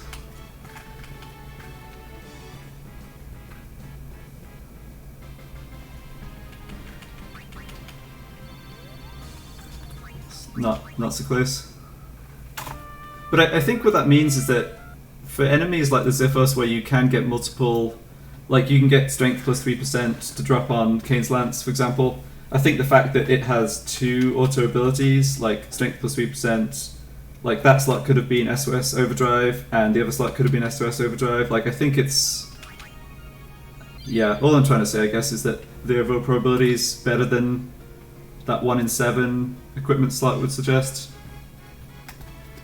Alright, this is Zifos, like dinner time or something. They're all coming out.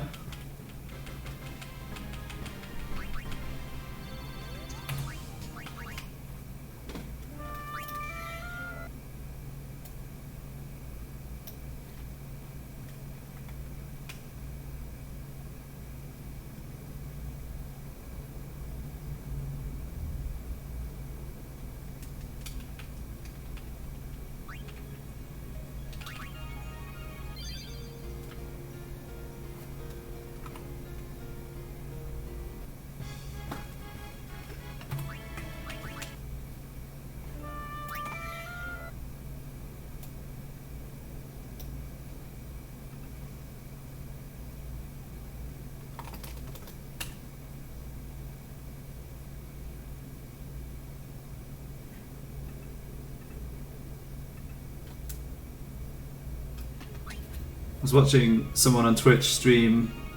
I might have mentioned this the other day actually, but I was watching someone stream this Nemesis percent speedrun, like 17 hours, half of which is really tedious monster capturing.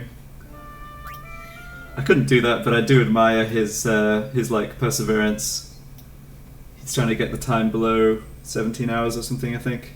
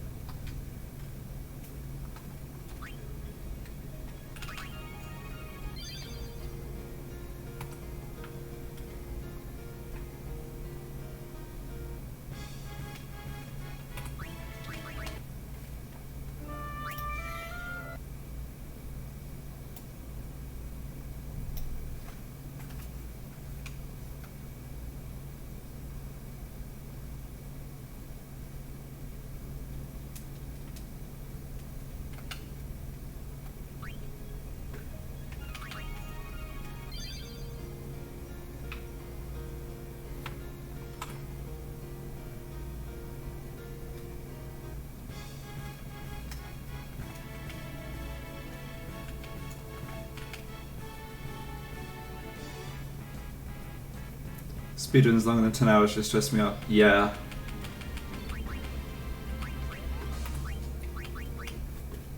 I think I mean it's different when you're watching versus playing them of course, but from a watching point of view, I really enjoy the ones that are kind of movie length, like maybe 2 hours, 2.5 hours. There's lots of the Dark Souls series of games that are in that kind of range or shorter, like beating all the bosses in Dark Souls or what have you.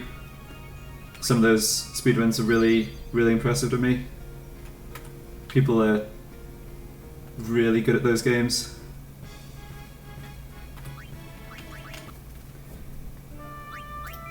I'd be interested in the Final Fantasy speedrun if it was like, I don't know, if it was 3 or 4 hours. It's something I could see myself trying to like learn and improve at, but it's unfortunately just too long.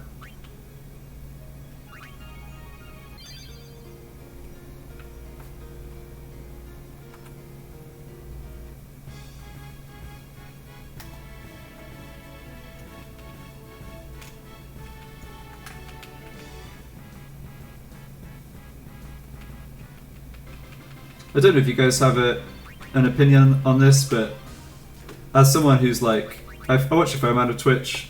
I don't do any speedrunning myself, but my sense is that speedrunning's kind of picked up a lot in the last few years, just in general popularity. I know there's been a lot of the charity related speedrunning events. People are, I think it's being taken more seriously as like, or maybe that's the wrong way to say it, it's become more accepted to take it seriously. Pokemon speedruns were a good length for me. Yeah. Yeah, I agree with that too. I remember I've seen some really cool Pokemon speedruns. Those are great for the speedrunning, like games done quick and stuff.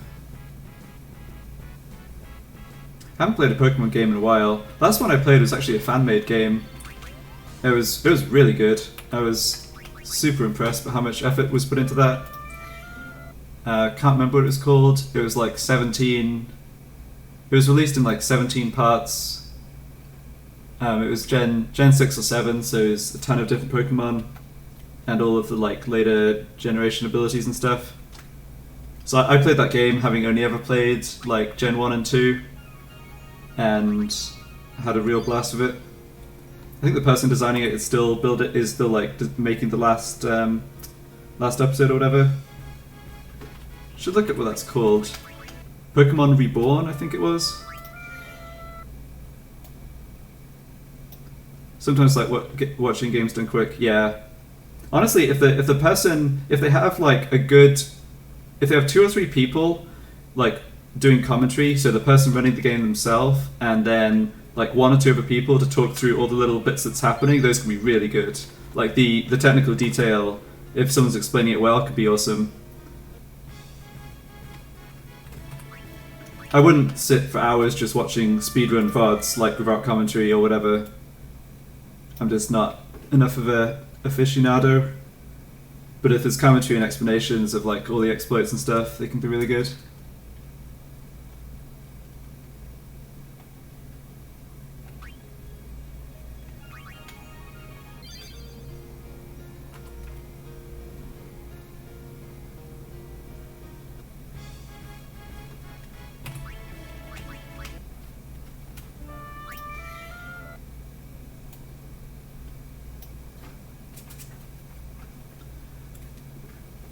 Trying to decide when to tactically deploy my next complaint about the RNG.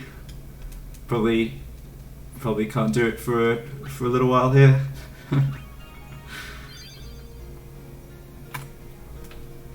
Good Final Fantasy IX speedrun. Okay.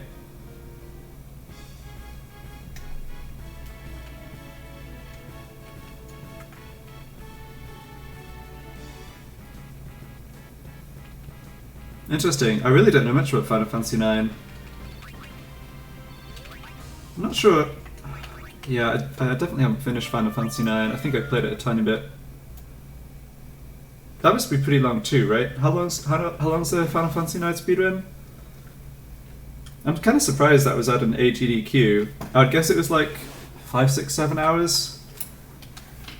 Maybe they do have a few slots for long games like that.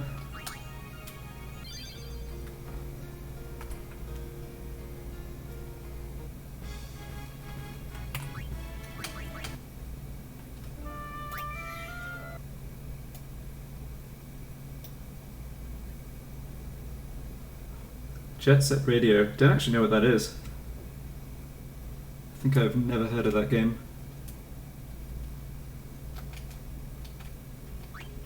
AGDQ 2019. Almost 10 hours, but it's nice. Watch at 1.5 speed. Oh, that's a good idea.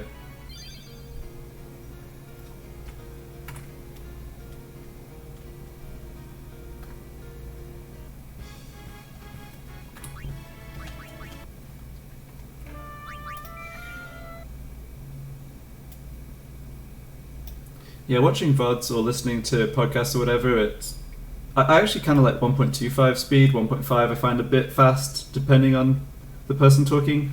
But yeah, it's such a real life speed hack, right? Rewatching stuff at faster, it kind of feels like cheating.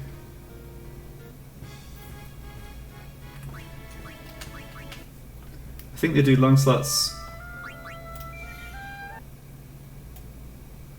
Long slots like in the middle of the night. Yeah, that makes sense. Final Fantasy blocks tend to be popular even at weird hours. They get a lot of interest. Right.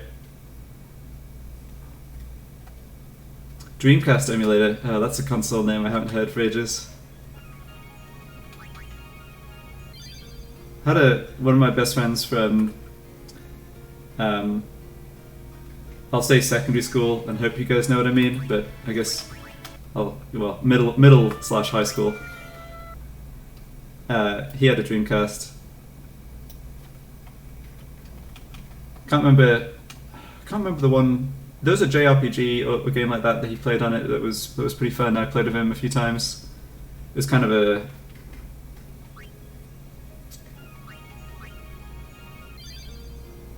I want to say it was like Sky Pirate themed. Skies of Arcadia, could that be right?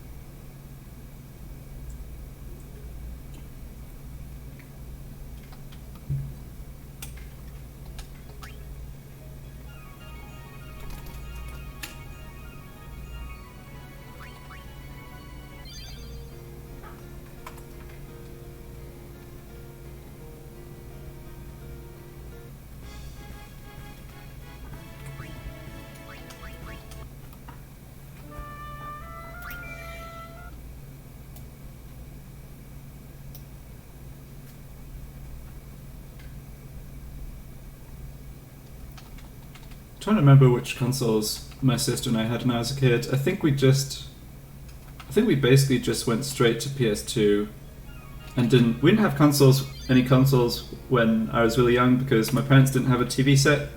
We had a computer, like a PC, and played PC games from pretty early on, but I think our first console was PS2, and then my sister and I also got Game Boys, or Game Boy Color, and played Pokemon and stuff. I've still got that actually. It's probably within arm's reach if I knew exactly where on my desk it is.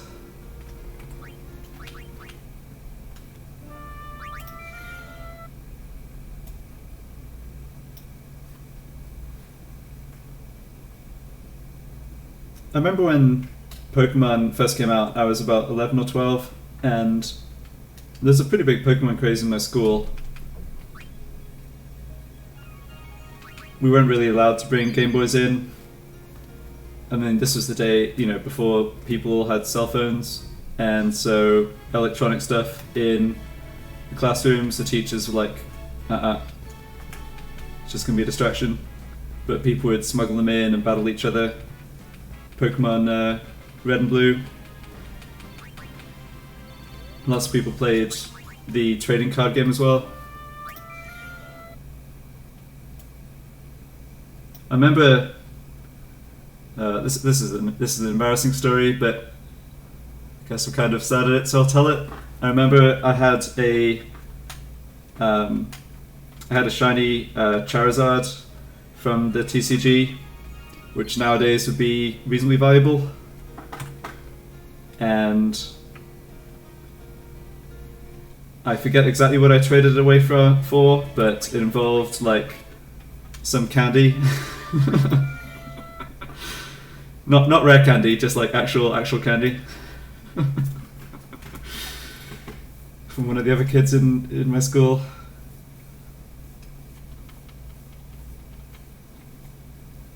Yeah. I feel like I didn't play the card game that much. I mostly just tried to hustle rare cards out of my friends, and they were trying to do the same to me. But that was fun on its own, so it's all good.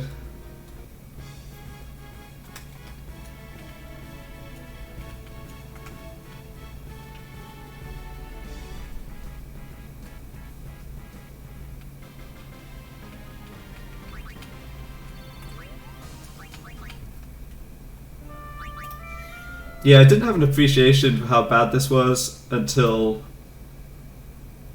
I basically traded it away for some other cards that were mediocre, and let's say something like $1 in candy in 2000s currency. So yeah. You guys seem to have enjoyed that story anyway.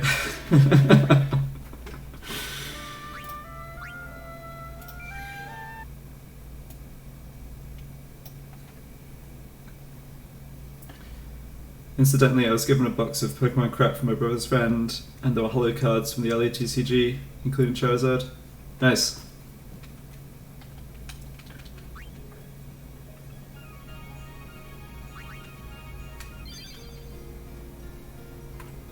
Yeah, I remember when I was at my parents' house a couple of years ago, I went through like a bunch of my old stuff, just mostly on the off chance that there was anything I could have that could randomly be valuable. I think I concluded there just wasn't, but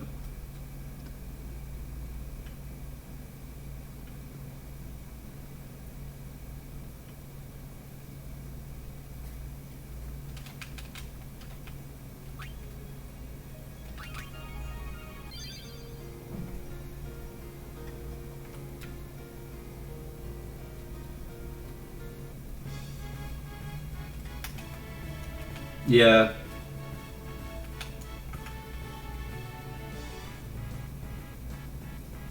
I feel like Pokemon's kind of got a pretty broad age appeal though. Like being only 5 is probably still fine. I mean, there'll be details of the games or the card game that are complicated, obviously, but yeah, you're both young.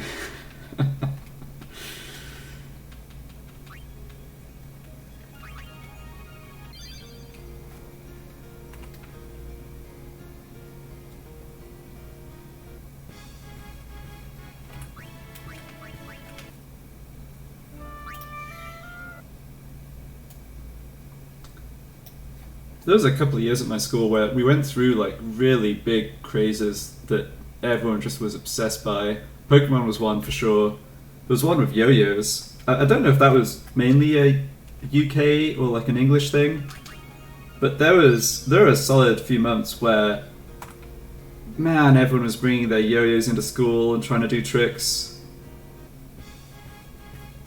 I have no idea where that came from.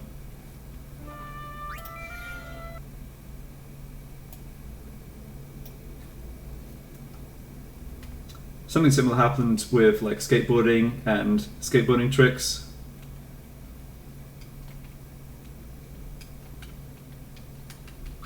Can't remember if that was earlier or later though. I remember playing through those games, also Final Fantasy VII, without speaking a word of English. Oh wow, I hadn't even thought about that. That's really interesting. I've heard a lot of people say in Twitch chat that they learned to speak English from games. It's pretty cool.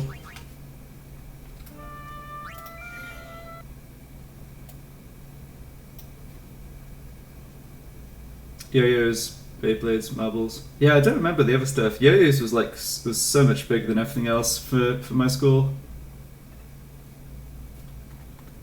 Yu-Gi-Oh craze. I think I was a bit old for that.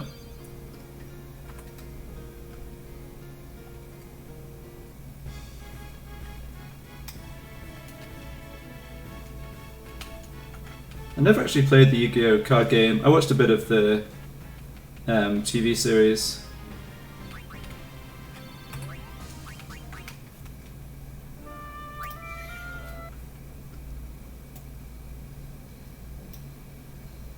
A lot of my European friends learned English through video games. Yeah.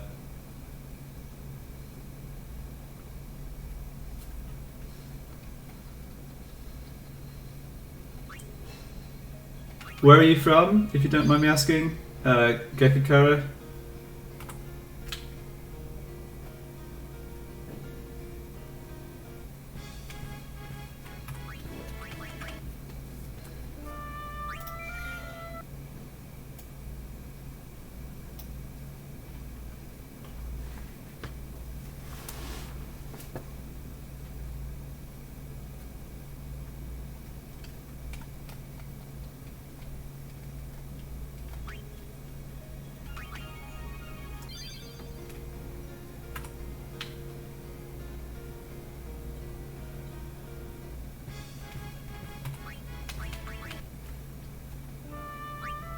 Grew up in the States? Okay.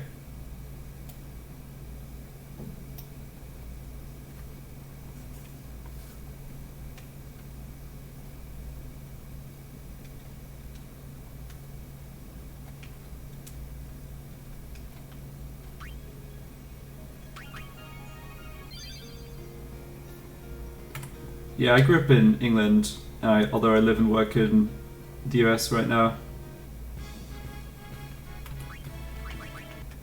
I've thought about this in the past, and I don't know if I'm glad I grew up in England, or like how that would have compared with growing up in the States.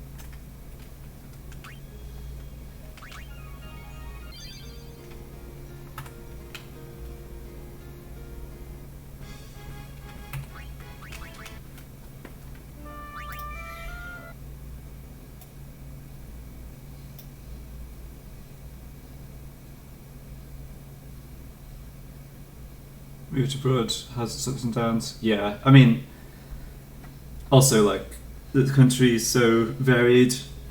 Different places, different states are really different. So depends exactly where you are, of course.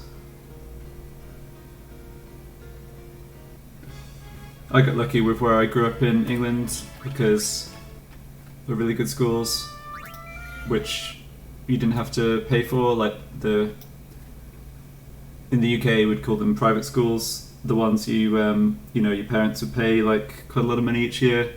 There were some of those too, but the free schools were good where I lived too. I don't know if that's changed now actually.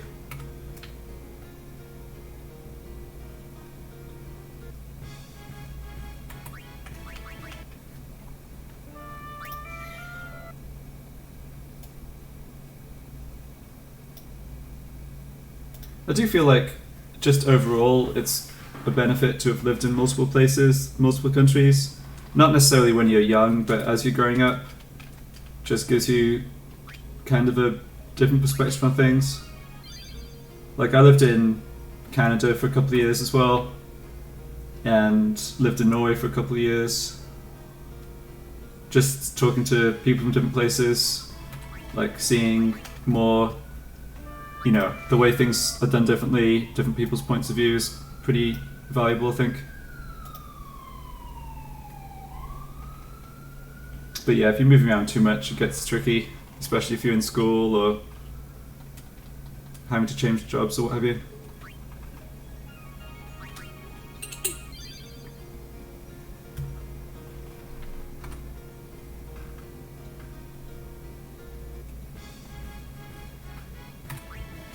Alright, time to complain about lack of Xiphos again. See what happens.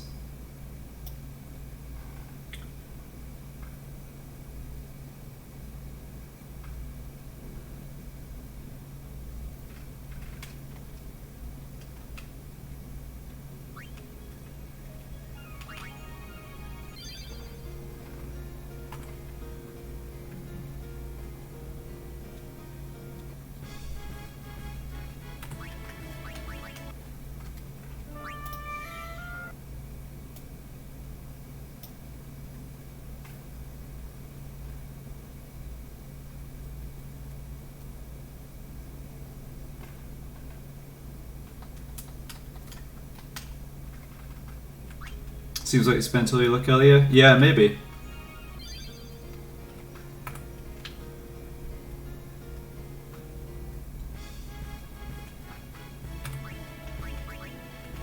Right.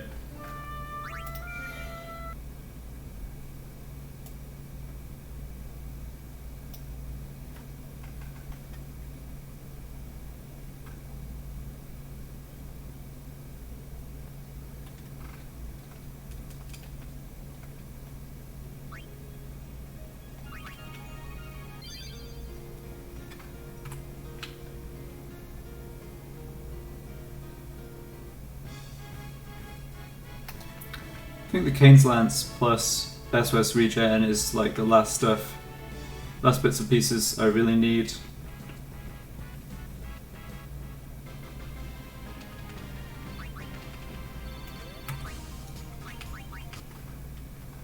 I think it would be nice to get another initiative weapon from the Cactuars though, and maybe in the process like a HP stroll.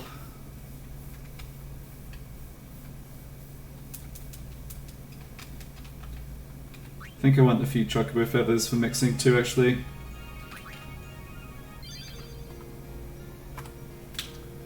But don't want to bother with that until I have Kains Lance.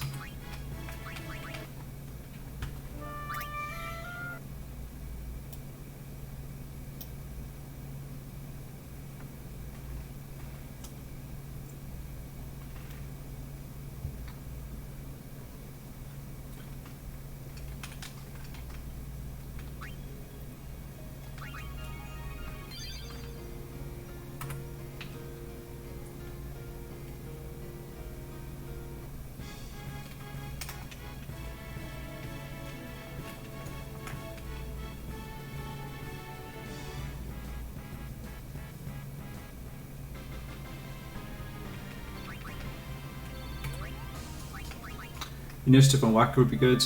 Yep.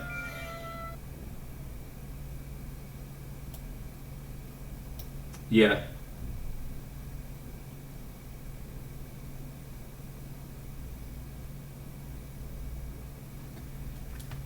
I've definitely gone after that in challenges in the past, although I would say, in terms of the underwater fights that come up before I have access to the monster arena, where obviously the farming is even easier,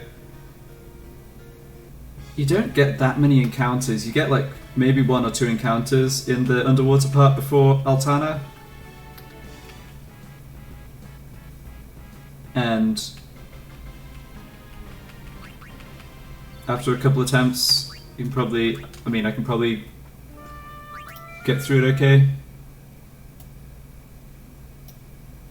But since I'm stealing truck roof feathers anyway, may as well try. I think the cactus drop equipment 100% of the time, so it shouldn't take killing too many of them.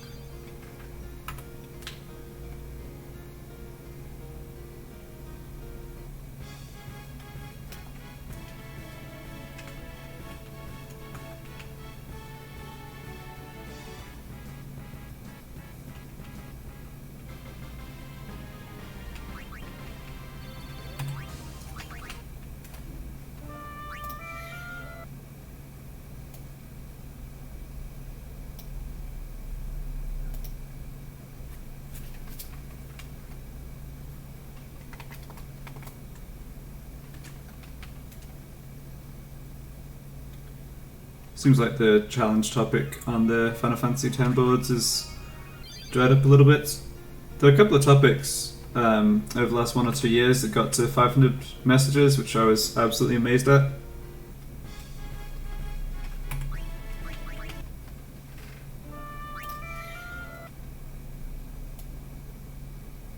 I guess the remaster's got lots of people back into playing the game. It's so nice on the PC version having like the speed up and the autosave to save time.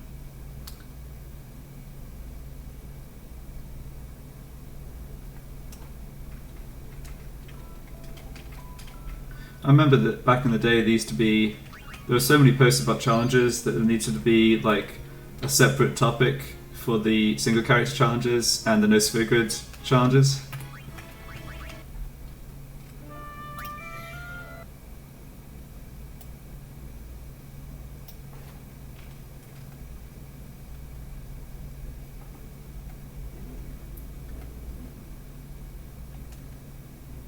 but half the posts in the half the posts in this Virgo topic were lists of people's like updates, which unsurprisingly got to be problematic. That's one thing I don't miss. Yeah, I remember JT Diamonds playing against challenges. That's right. There's one or two other people who kept the challenge topic going as well.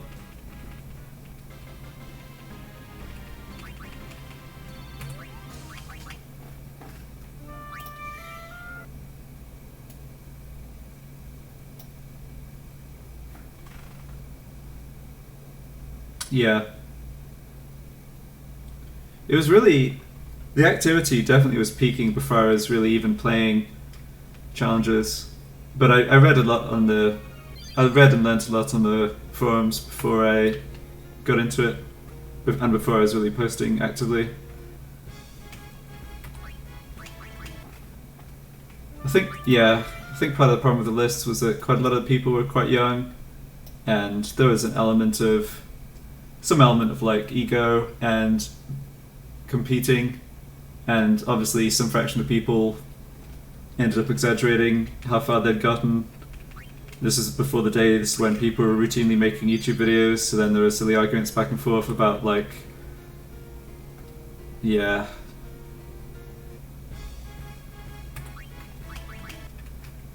But still, I mean, you know, that aside, it was still fun to have lots of people thinking about challenges and throwing ideas out and stuff.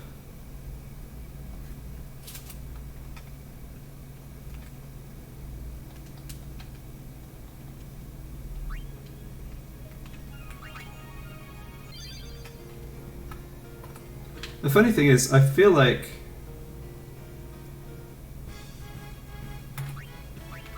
between this challenge, which admittedly is just getting going, like it, I guess there's some chance it really doesn't get as far as I would like it to, but between this challenge and some other ones in the last few years, I feel like I've managed to come up with challenges that are fairly interesting, but pretty difficult. I really enjoyed the, I guess I'm still technically playing this one. There's some people who are definitely flat out lying. Yeah, it happens. I think it's just... can't really do much about it. Yeah, the Monster Arena challenge I was doing, which was basically no sphere grid, no summons, but also no trio quartet.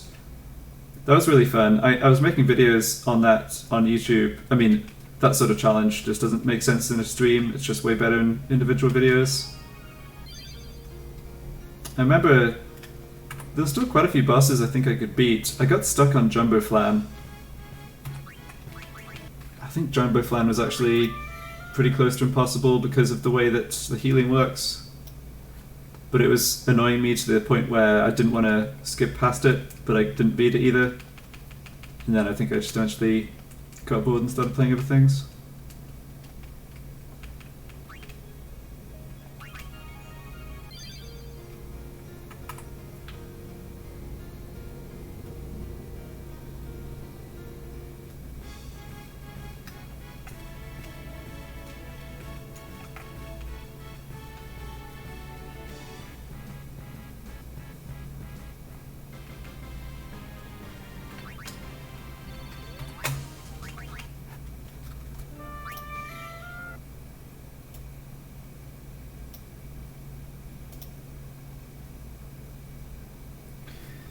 I don't know, I have to admit I don't really play like AAA titles much, and I'm not really looking up information on the internet apart from like wiki pages, but I don't know what there is these days in the way of forum posts or whether people just post on Reddit with stuff about games. I personally don't really like Reddit much. I think it's... well, I don't know. I mean, it has its uses, but I've never really considered posting there. Monster Arena Challenge is quite interesting. It's hard to make it so they're not either entirely impossible or too easy. Yeah, definitely agree with that. Managed to thread the needle reasonably well, I think, with the Red Sphere only, Rika only challenge. it honestly, it wasn't that difficult, but there was enough like setup for surviving attacks. I mean, that's what it came down to, and there was a bit of variety in how I was doing it, so that was pretty good. And the one I'm doing now is obviously not. There's lots of creations I can't do, but there's enough I can that it's still worthwhile.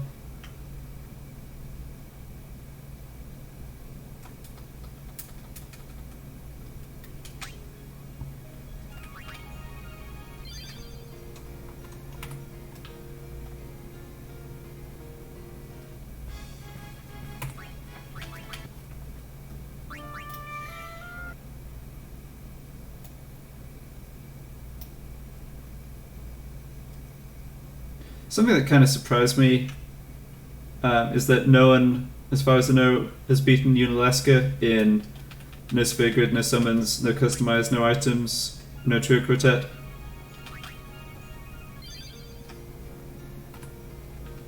I might be way off base here, but that fight doesn't seem too bad to me. I guess it's just not too many people made it that far back in the day, and you have to do a lot of mixing and setting up. It's easy to get it's easy to get messed up by, you know, accidentally having characters get buffs dispelled or whatever in the first phase.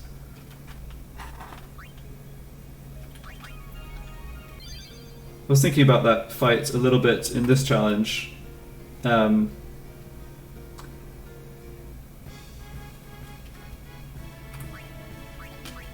think the problem, I think you could say this different ways, but one way to say what the problem is just Curaga in phase 3 combined with not being able to stop zombie. Nobody survives, even Arin with double HP can't survive Curaga. It does absurd damage, so that's like a kind of time limit on the third phase. I think there's maybe some setup for the second phase. Cutscene before the fight doesn't make running any easier. Oh no, for sure. So I think I'm right in saying that in the third phase, it might be possible to set up the turns so that Riku comes in and mixes, then Unalesca does Megadeth, and then Riku gets another turn to switch out before the next, Hellbiter or whatever turn. I might need SOS Haste active for that to work because of the dispelling counter. I'm not sure how that interacts with the timing of the character's next turn. But there might be a way to do it where Riku is not actually taking that much damage when she's mixing. Not completely sure what I've said made sense there.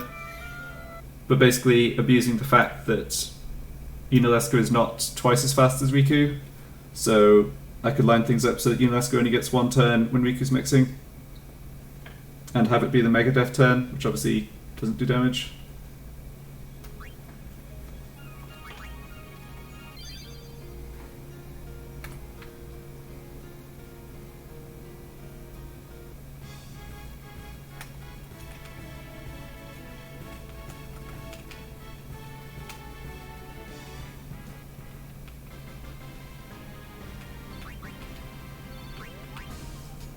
Unalesca's too fast. I think she has tick speed 7. So that's 42 ticks. And depending on this issue I mentioned with the haste getting dispelled, the recovery from mix is only 36, right?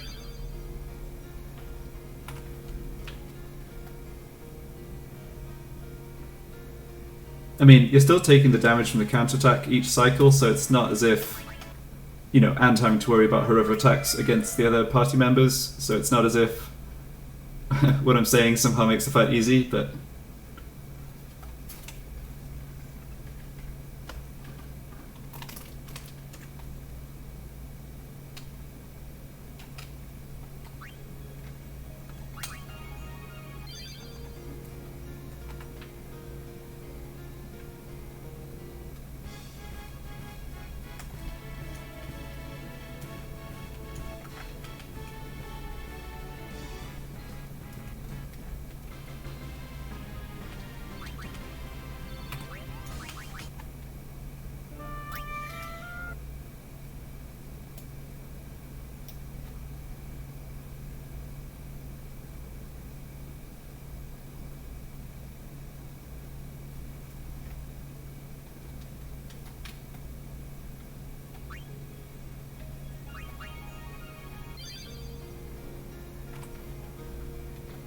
think other than Sunburst, mixes like Tall Boy. I need break damage limit to actually. Well, break damage limit. Because a critical Tall Boy could do like 18k damage, but I think I actually can't get that until I have the fully upgraded God Hand.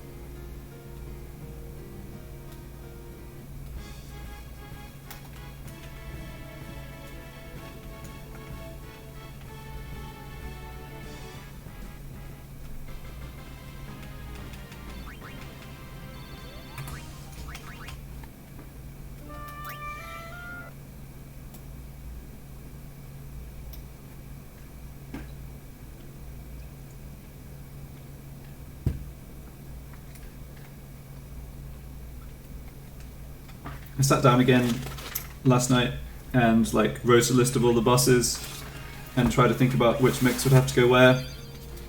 I find it really hard to do that because there's just options for every fight, right? So it probably doesn't make too much sense to worry about Unalaska, like presumably have to use Quartet there for this challenge. So I probably... Oh, hello. Very nice. Completely lost my train of thought, but that's okay, because that is a Kains Lance. I think I was just going to say that fights like Sanctuary Keeper and Spectral Keeper probably should be the ones I think about rather than Unalaska.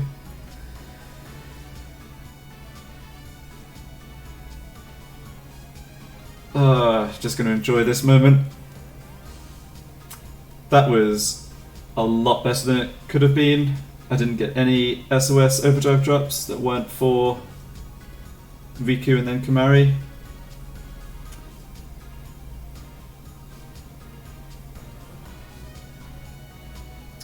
Alright.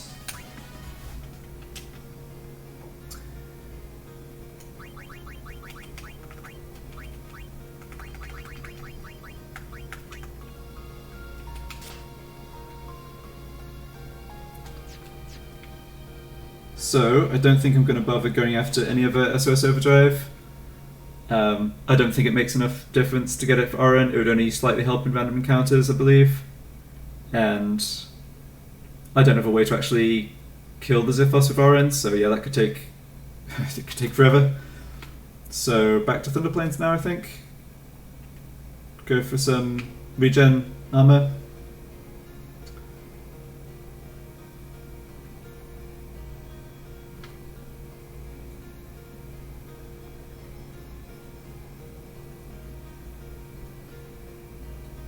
So let's see what the plan is here.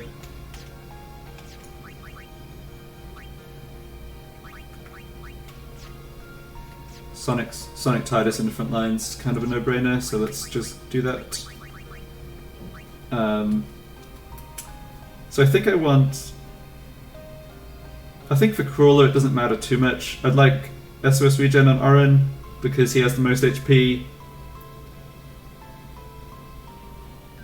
I think SOS regen on Kamari and or Wacko would be nice because they also have good HP and they can sort of fight most of the every battle from a distance without, you know, too much risk of someone getting KO'd. by the photon spray. So I guess that means I definitely want to set up Slayer and Kains Lance. I mean, that's the whole point of getting it, to take out the double eyeball Iron Giant encounter. So I guess I should get Kimari and SOS HP first, and then sort out how I want to have the party set up. Yeah, I can have Riku in the front line here because she goes before the lizard.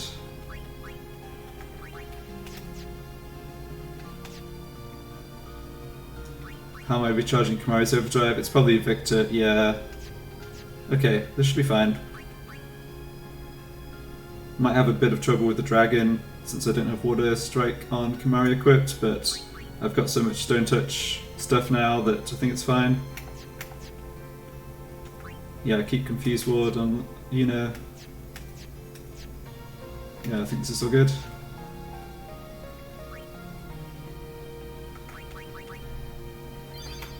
Alright, just update the stream title here.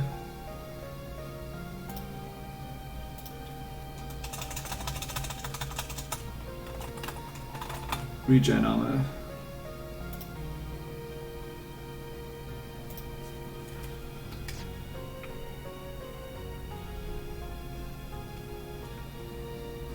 One thing I like so much about the remaster is the way you can use the autosave to keep SOS HP status. Okay, so how am I doing this? This seems like a good opportunity to try and get Kimari to SOS HP and also charge Victor.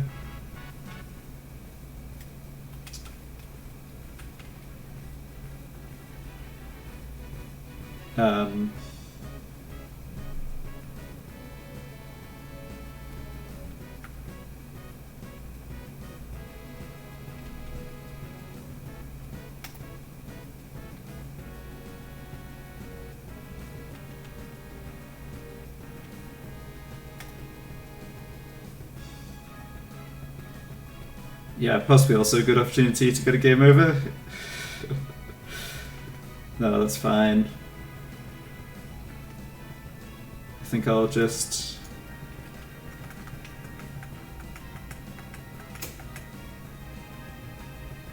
do this, power break, defend with Kimari. Yeah, that's fine.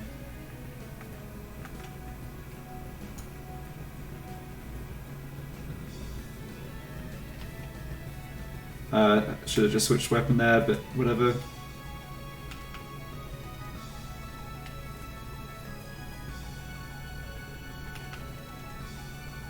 Okay, this is getting a little annoying. Yeah, if I'd sequenced this better, I could have fit in a Lancet and survived another hit. Although I think it's doing Leaping Swing next. I think I might survive that just with defending. Or Reaper. Oh, I didn't survive it. Alright, whatever.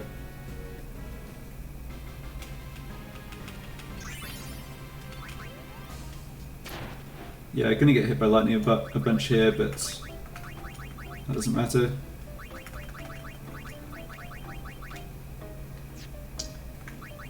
I think for now I will heal Riku and Waka and leave Kimari on 1 HP. Yeah. That was a bit awkward, but the main issue was just losing the coin flips on the status infliction. So, happens. Okay, let's just try and win this normally.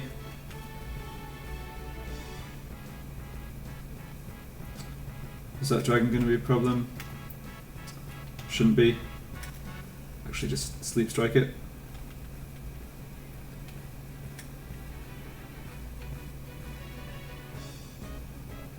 That's one way to get into SOS HP. Yeah. That's no, this this is also good at involved characters getting into SOS HP pretty fast here. Oh boy. It doesn't matter if we get a game over, I guess.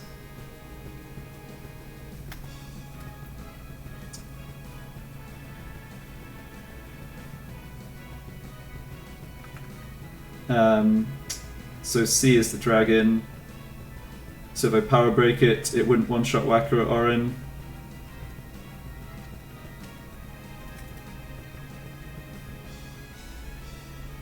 This fight's just kind of annoying.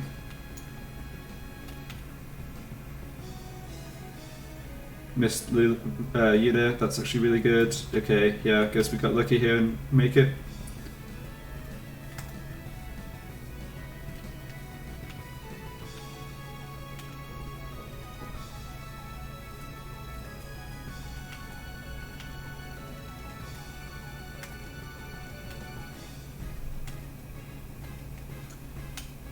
Okay, let's see if I can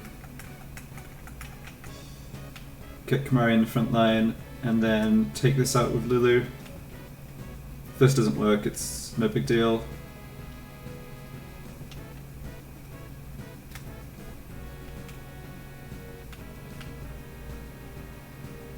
Didn't work.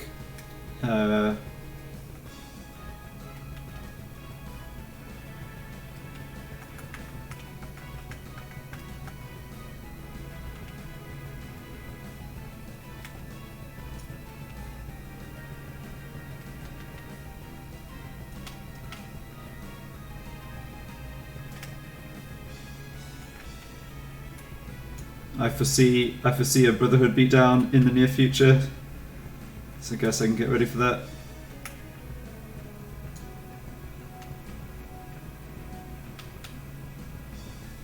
Oh, nice. So I think that'll get Kamari up to 60% overdrive. Yep, awesome. Not sure what armor I want, but it's probably not the blue armlet. Although, yeah, with him being a 1 HP, this doesn't really matter. He doesn't have... Yeah, he doesn't have null shock.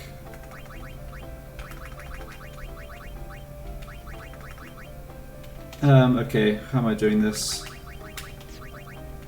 Still need another battle to get Kamari, so he's ready with Slayer plus Kains Lance.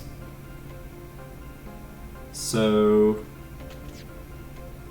basically just run the same thing back. Heal other characters. Beauty autosave.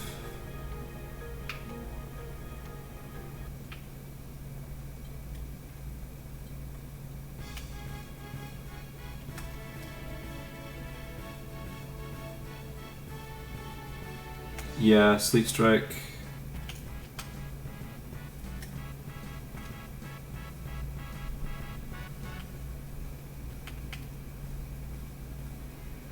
Hope Sleep Strike works. Did not.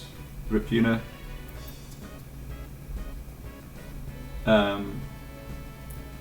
Yeah, should still be fine here. Maybe wanted to make that a power break.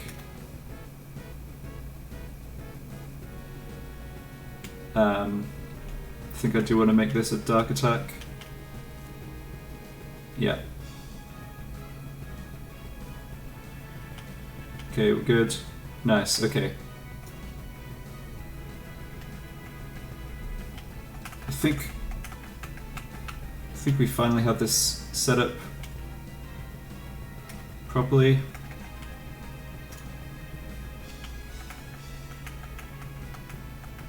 I should really go through my inventory and put the important equipment at the top so I don't have to spend forever scrolling down, but not a priority right now, I suppose.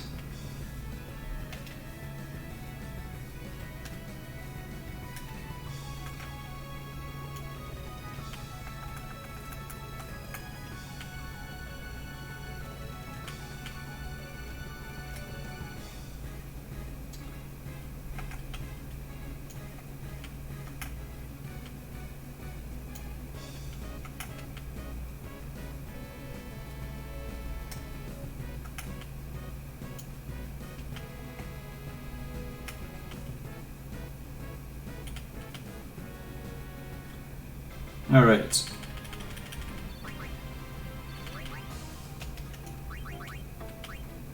So now I have the option of doing something very similar to what I was just doing, where I actually reset on the fights. Do not want Kimari in the front line. So who am I actually prioritizing here in terms of regen drops? I think I don't really want. I think Riku or Waka of my characters with Stone Touch, Death Touch, Riku and Waka are better than Lulu. SOS regen's a bit of a pain to get to work on Riku though, so I'll make Waka the highest priority, I think. But I've always got Kimari, so I'll switch Kimari over to Slayer right now, and that way Kimari can come in and deal with any three enemy party that's vulnerable to petrification.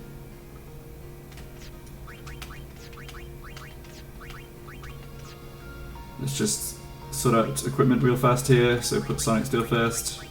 Somehow I have 3 Ice Bands and 3 Lightning Steels. Yeah, probably can do something about that. Staff of Thorns.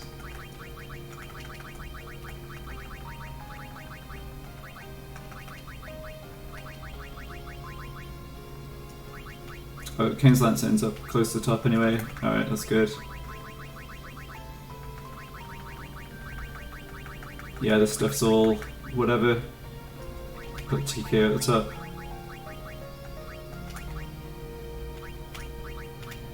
Alright, good.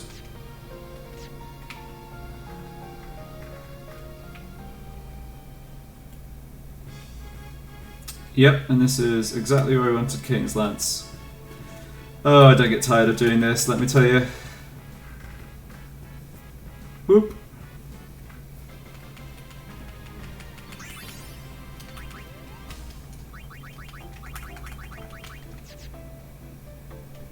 I know it's cheesy, but Slayer plus SOS-Overdrive. Yeah.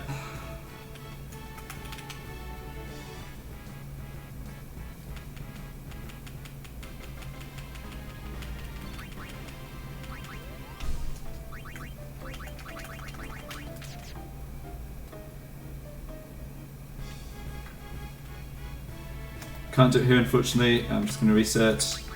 Counter's kind of annoying.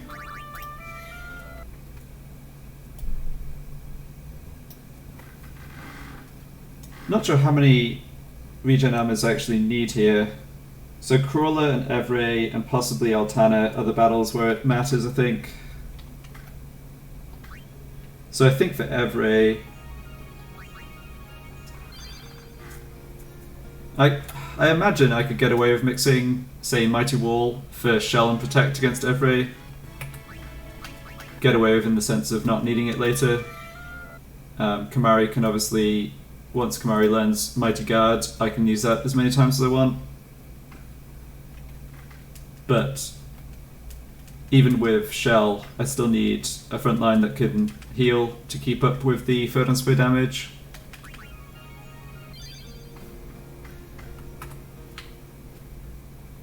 So I think unfortunately I want minimum 3 SOS regen armors. Okay, this is a good opportunity to try and get one for somebody. Let's just start with Riku, then Waka.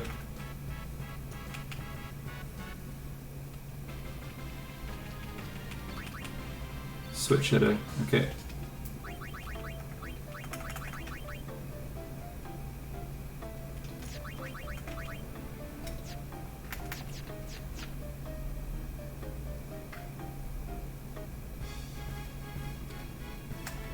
Another nice party for Slayer Overdrive.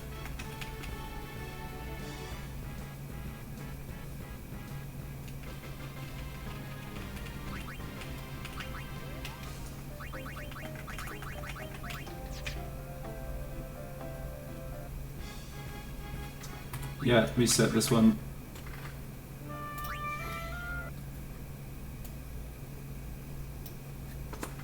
I guess I should... No, I don't want to pray at the Cactual Stones. If I prayed at 3 of the Cactual Stones, then I'd get encounters with only 3, and I could just Stone Breath them. But it's like an extra encounter that doesn't have Iron Giant, right? So I think because I need multiple regen armors, I should just leave it as is.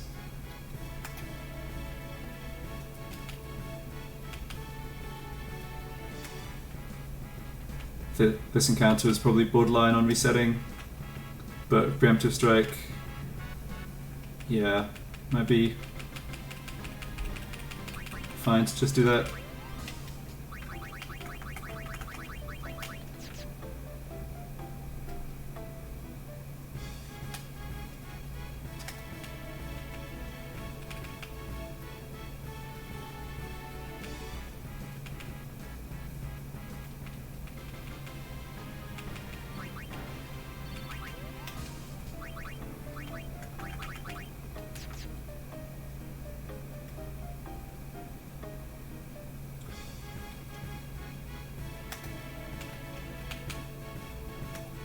So yeah, prioritize Whacker.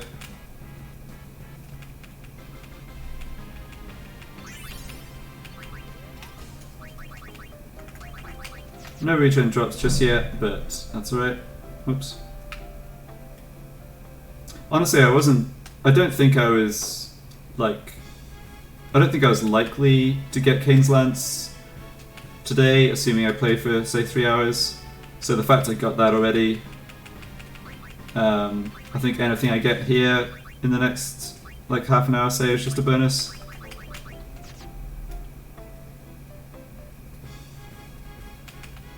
Getting a lot of preemptive strikes against the giant.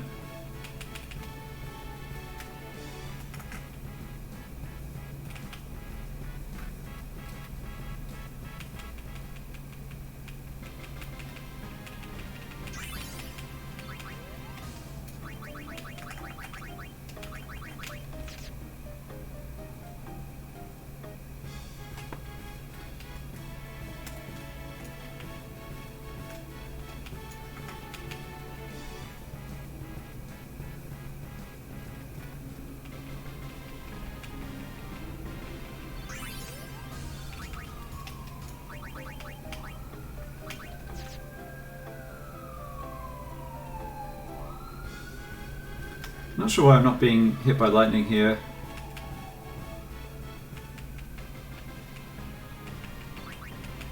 Must just not actually strike at the very top of the Thunder Plains for some reason.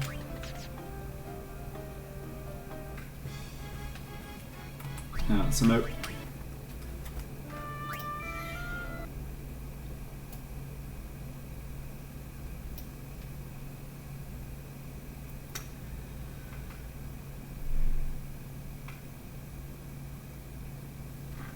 I'm not sure exactly what time I'll try and stream once I'm back at work next week. I do want to keep streaming, I've enjoyed it a lot.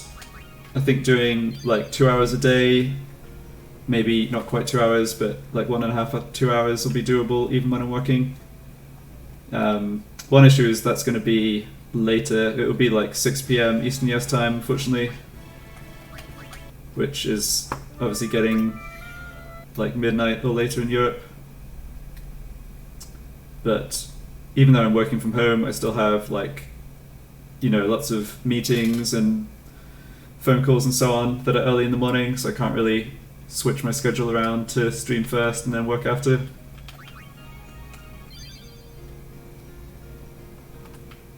Guess I could try and do early morning streams on the weekend.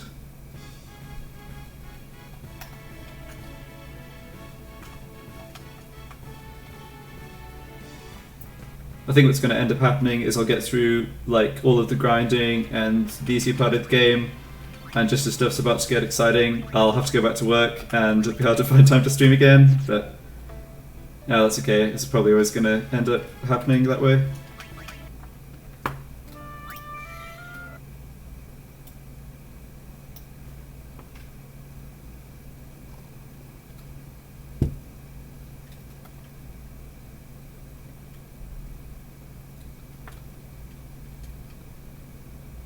Alright, I'm gonna go grab some more water. I'll come back and keep grinding this for maybe half an hour more. But yeah, I'm gonna step away for 2 minutes.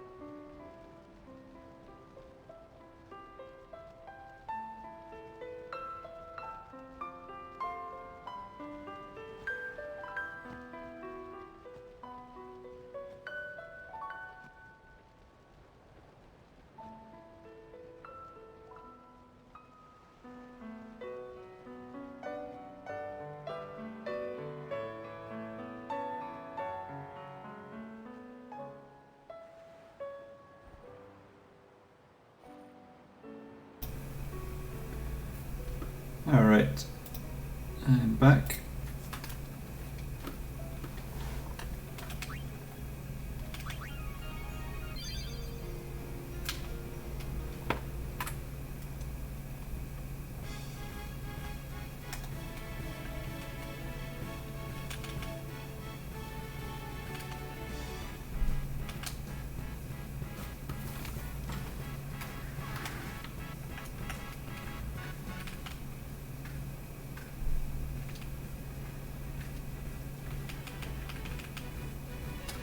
I'm not going to bother healing Whack after this encounter. I'm basically just going for the Iron Giant or the encounters that there's no risk of dying to anyway, so...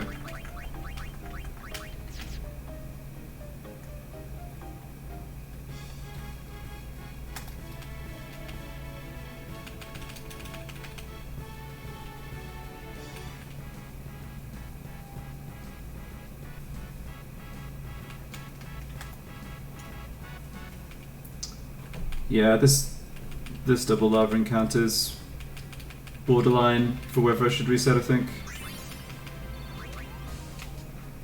I'll keep doing it doesn't really cost anything.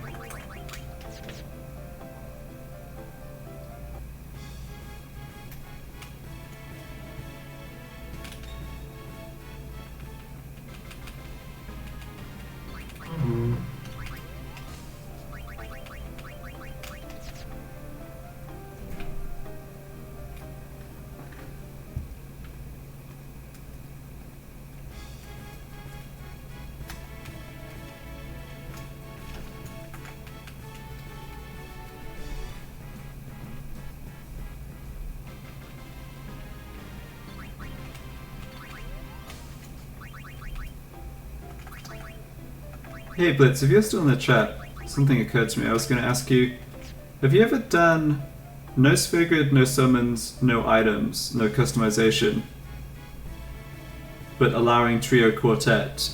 Have you ever fought BFA in that challenge by any chance?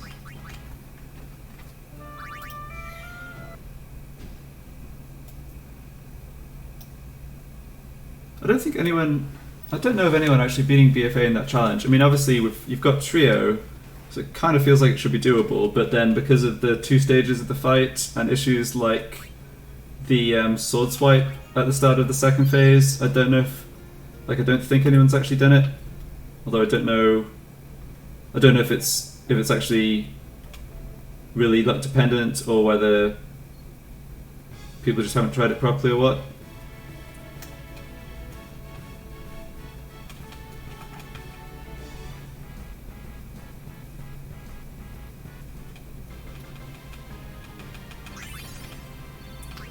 Glorious Bangle.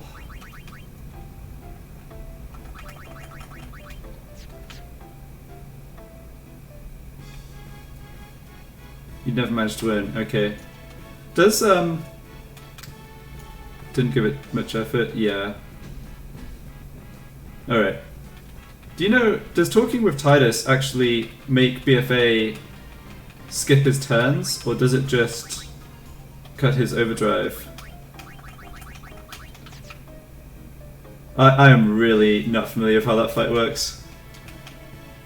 The challenges I do not tend to get to BFA.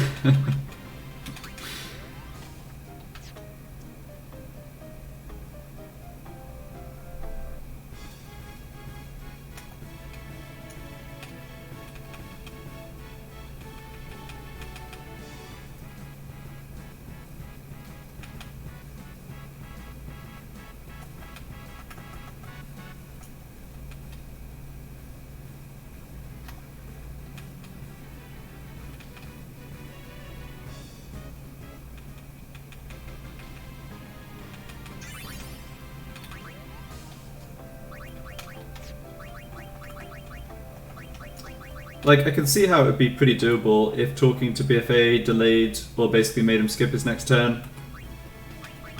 But I don't have much basis for thinking that's actually how it works.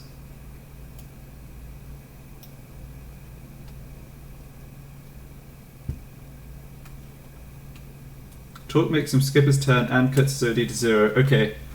So can you... Yeah. How does the I'm thinking about the sword swipe he uses at the start of the second phase. That's not like Unalesca, right? Where it's used as an immediate action as soon as he's brought to the second phase. It's just used as a replacement to his next turn, if I remember correctly.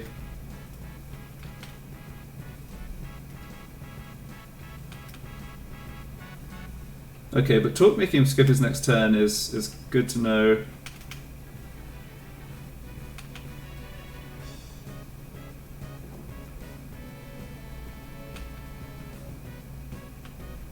Yeah, silly lava. Come on, die already.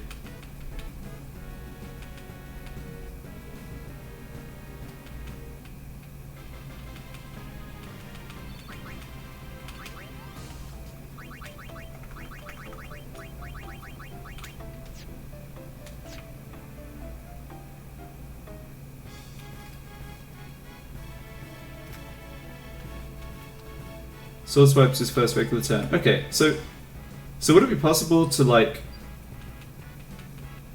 instead of worrying about, you know, using Torque to stop his overdrive or whatever, basically try and use Torque at the start of the second phase to just delay, to just make him skip a couple turns and get trioed overdrives in?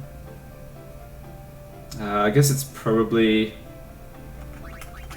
still really difficult to do 120k damage of trioed overdrives, particularly because multi-hit ones will hit the silly, what are they called? Pagodas.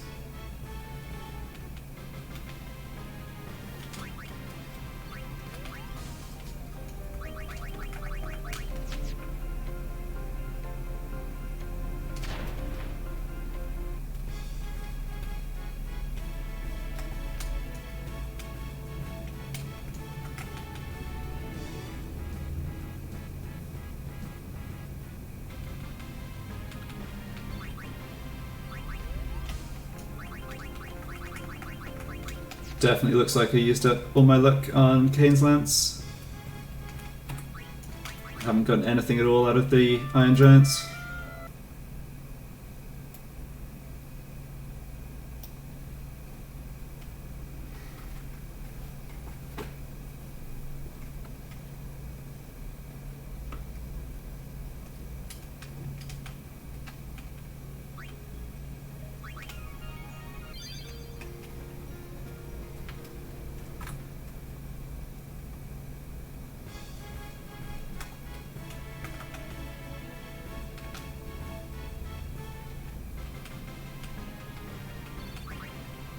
Oh! Man, the game is rewarding me when I complain. Look at that. That's awesome actually as well, because I don't have Stone Touch on Orin, so his could have been a real pain to get. Hello, Regen Bracer. Nice. Doesn't have HP plus %, but can't really complain about that. Still going to be very useful for Crawler and other stuff.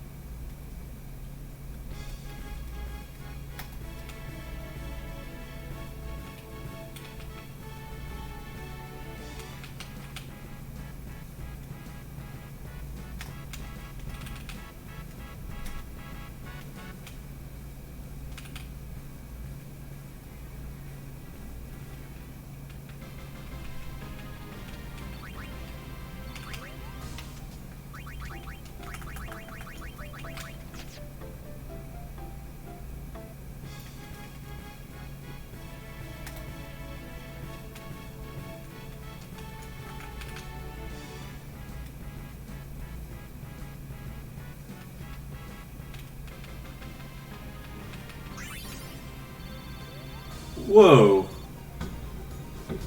Hello?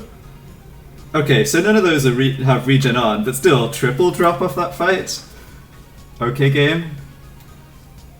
Not sure what's happening now. but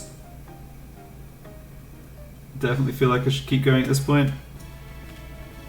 Okay, regarding Nisviga some customized item BFA, I think after a long time, I still don't see a winning strategy. Interesting.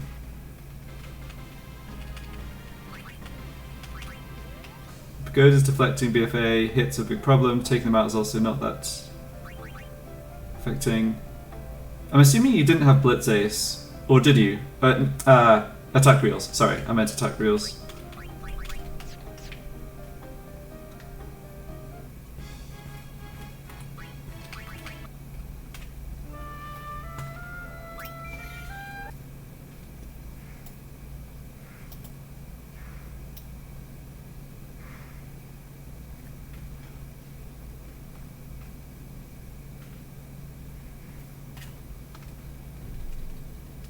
Because it feels like,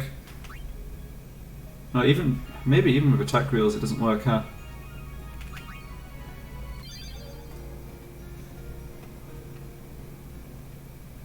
Okay, let me just, yeah, it loaded the autosave with the regen bracer, good.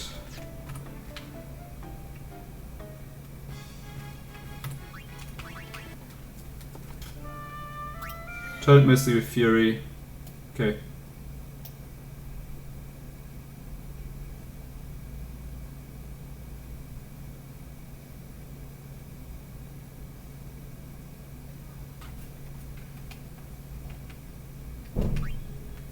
You need 2 overdrives on Riku or Tidus, and there's not really a good way to achieve that.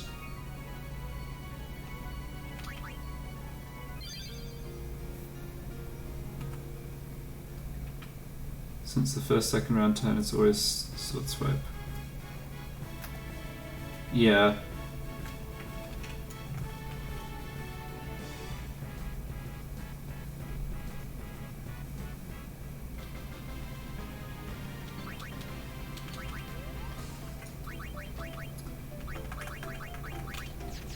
So does Torque make BFA just skip 1 turn, or is it like threaten where it like sets his next turn back to be the same as Tidus's?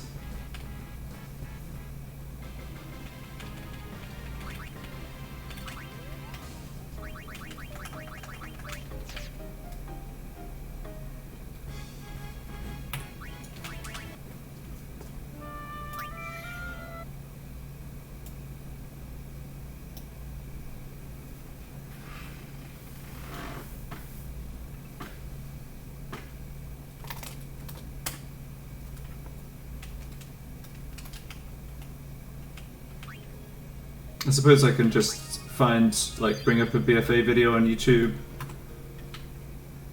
Skips his turn. Okay. Yeah, I guess given how fast BFA is, it just doesn't buy you enough time, really. Turn with BFA does nothing. Okay, good to know.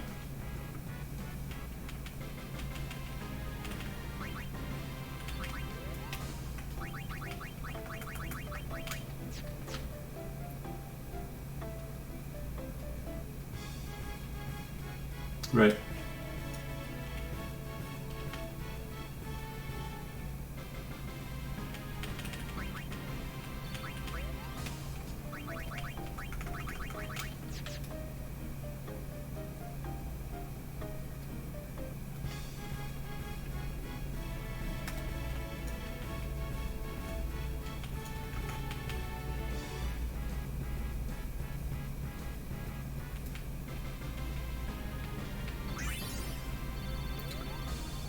Lucid Armlet.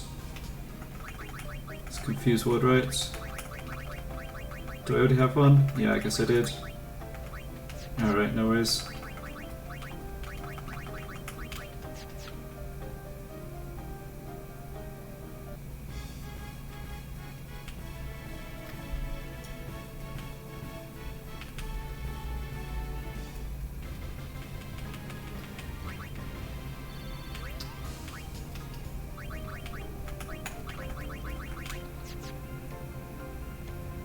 I think way back in the day when I tried BFA more, I did regular attack and slice and dice for the first form.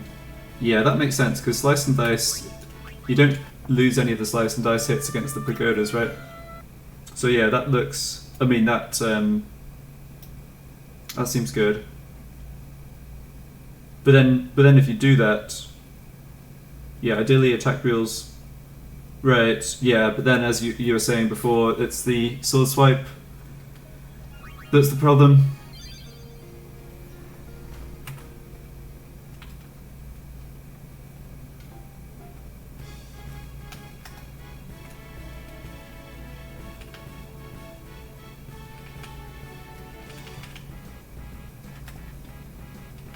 Looks like this Iron Giant is refusing to die. Really refusing to die? Alright, game over, I guess.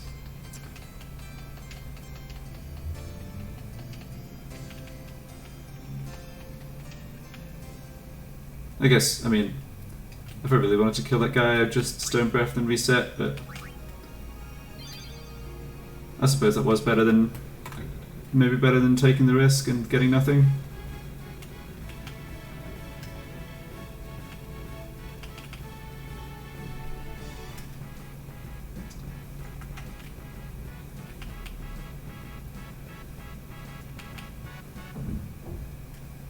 Yeah, I think unfortunately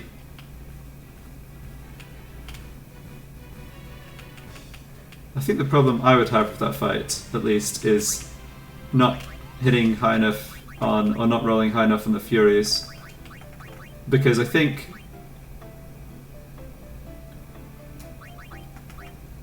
if you could do... Okay, so if you mix Trio with...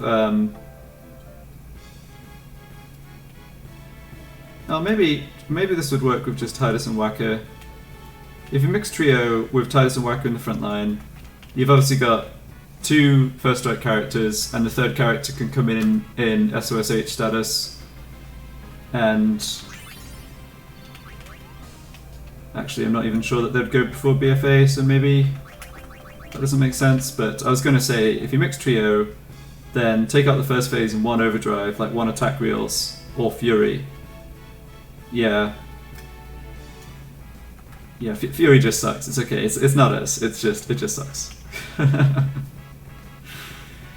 But yeah, if you could take out the first phase immediately with attack reel, say, then use Tidus to talk rather than immediately going for an overdrive. Yeah, I guess I'm still not seeing how you'd have anywhere near enough time to recharge an overdrive.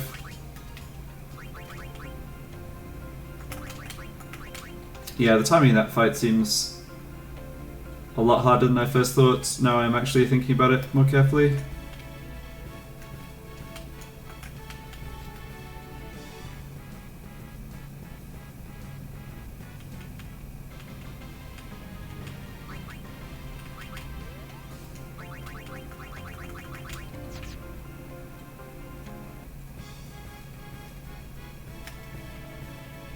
Yeah.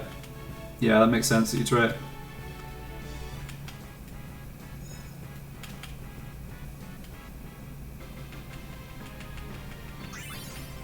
Oh! Does it...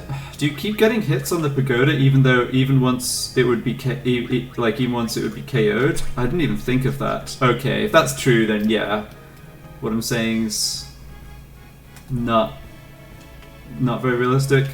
For some reason I assumed that after 1 hit of 9999 it wouldn't target that pagoda again on like attack reels, but yeah, if it doesn't work that way then it's pretty doomed. I don't think the lava drop lightning proof, but no.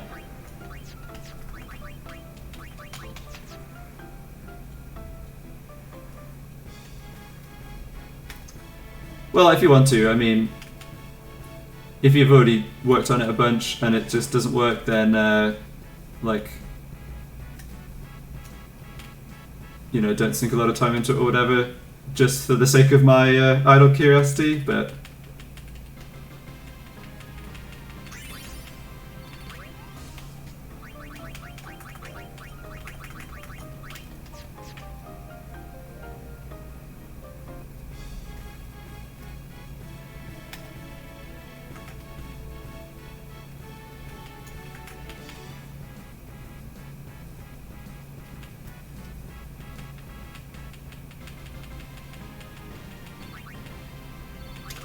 Gloria Shield. Kinda close.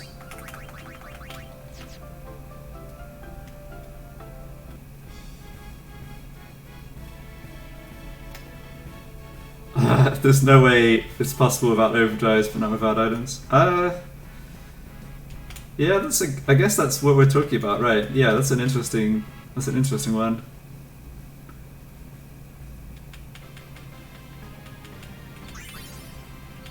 Something I always wanted to finish. Yeah.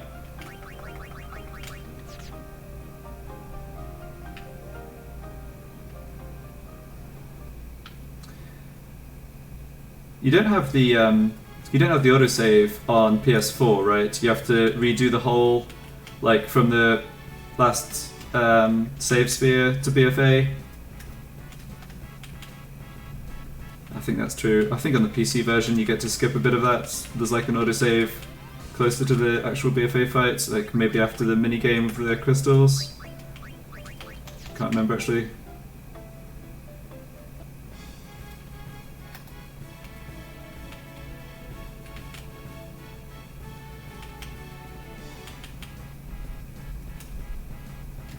Wonder if this is going to be another Iron Giant that just doesn't want to die. Ah, there we go.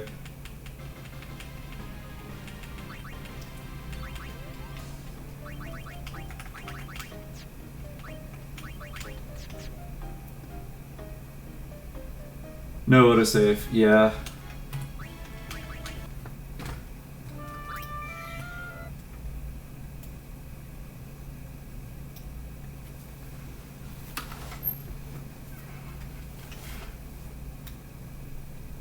Definitely sadly the strat for lots of the remasters does seem to be just wait an extra 1 or 2 years and get the PC version because it will be better. But this game in particular, PS3 and PS4 got kind of screwed over, I think.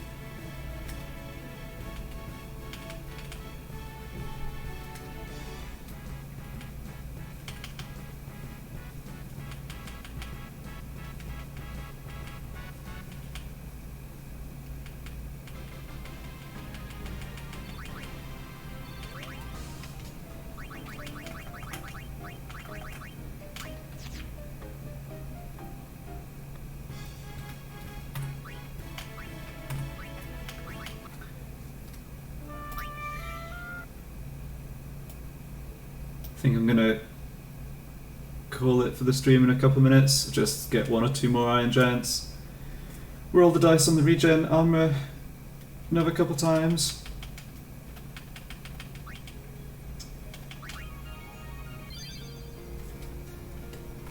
Don't know how people manage to stream for like 6+ hours, especially with a ton going on in chat and like having to actually moderate and delete stuff that nonsense that people are writing or what have you.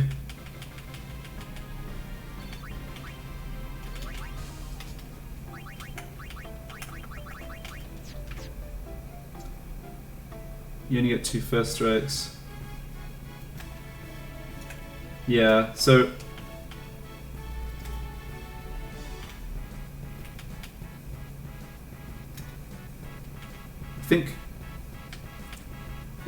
I'm pretty sure that this isn't useful, but I think Riku, if Riku was in the front line with SOS Haste active, she would get her first turn before BFA, but that doesn't help because that's the turn you'd mix trio, so you wouldn't get other characters between her and BFA, which is obviously what you'd need. So yeah, I guess having Tidus Yuno in the front line with SOS Haste, they probably don't get a turn before BFA, because he's tick speed 6, right? So his first turn's going to be on like tick 18, 19, 20. Whereas I think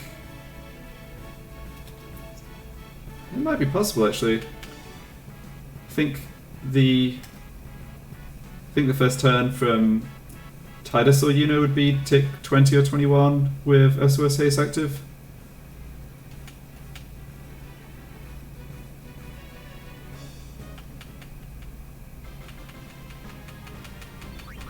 Frontline is preset. Oh, sorry. Yeah, you're right. Always forgot about that. Yeah.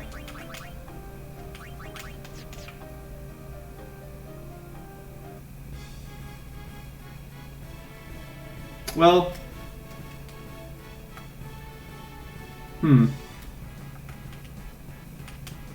There's still a question of whether what I'm saying... Oh no, maybe there isn't. Yeah, I get. Okay, I guess you have to play around a little with who's actually in the party for trio. Obviously, you can't have Yuna's a no go.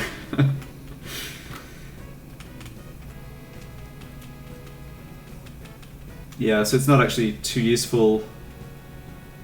How do you actually? Alright, maybe this is something I should be able to figure out for myself. But how do you actually sequence the exact the start of the battle then? Like, how do you get... Do you have to use Torque right away to skip BFA's first turn so you can get Yuna out of the party?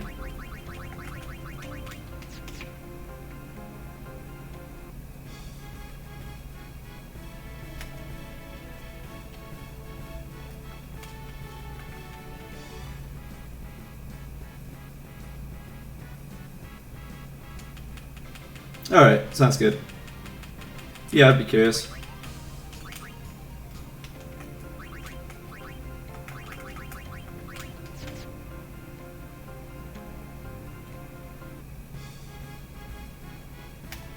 I think I'll go for one more Iron Giant and then call it a day. I think I'll stream this afternoon as well. I'm imagining I'll still be equipment farming, not really progressing the story, but we'll see. I'm not going to do a long stream this afternoon, so I think I don't think I'll fight Crawler, like even if I get super lucky with the drops, I'll just save that for tomorrow.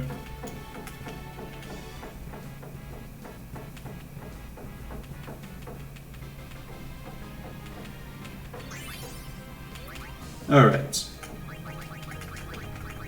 I think that's going to do it. So I'll get the autosave here and then save.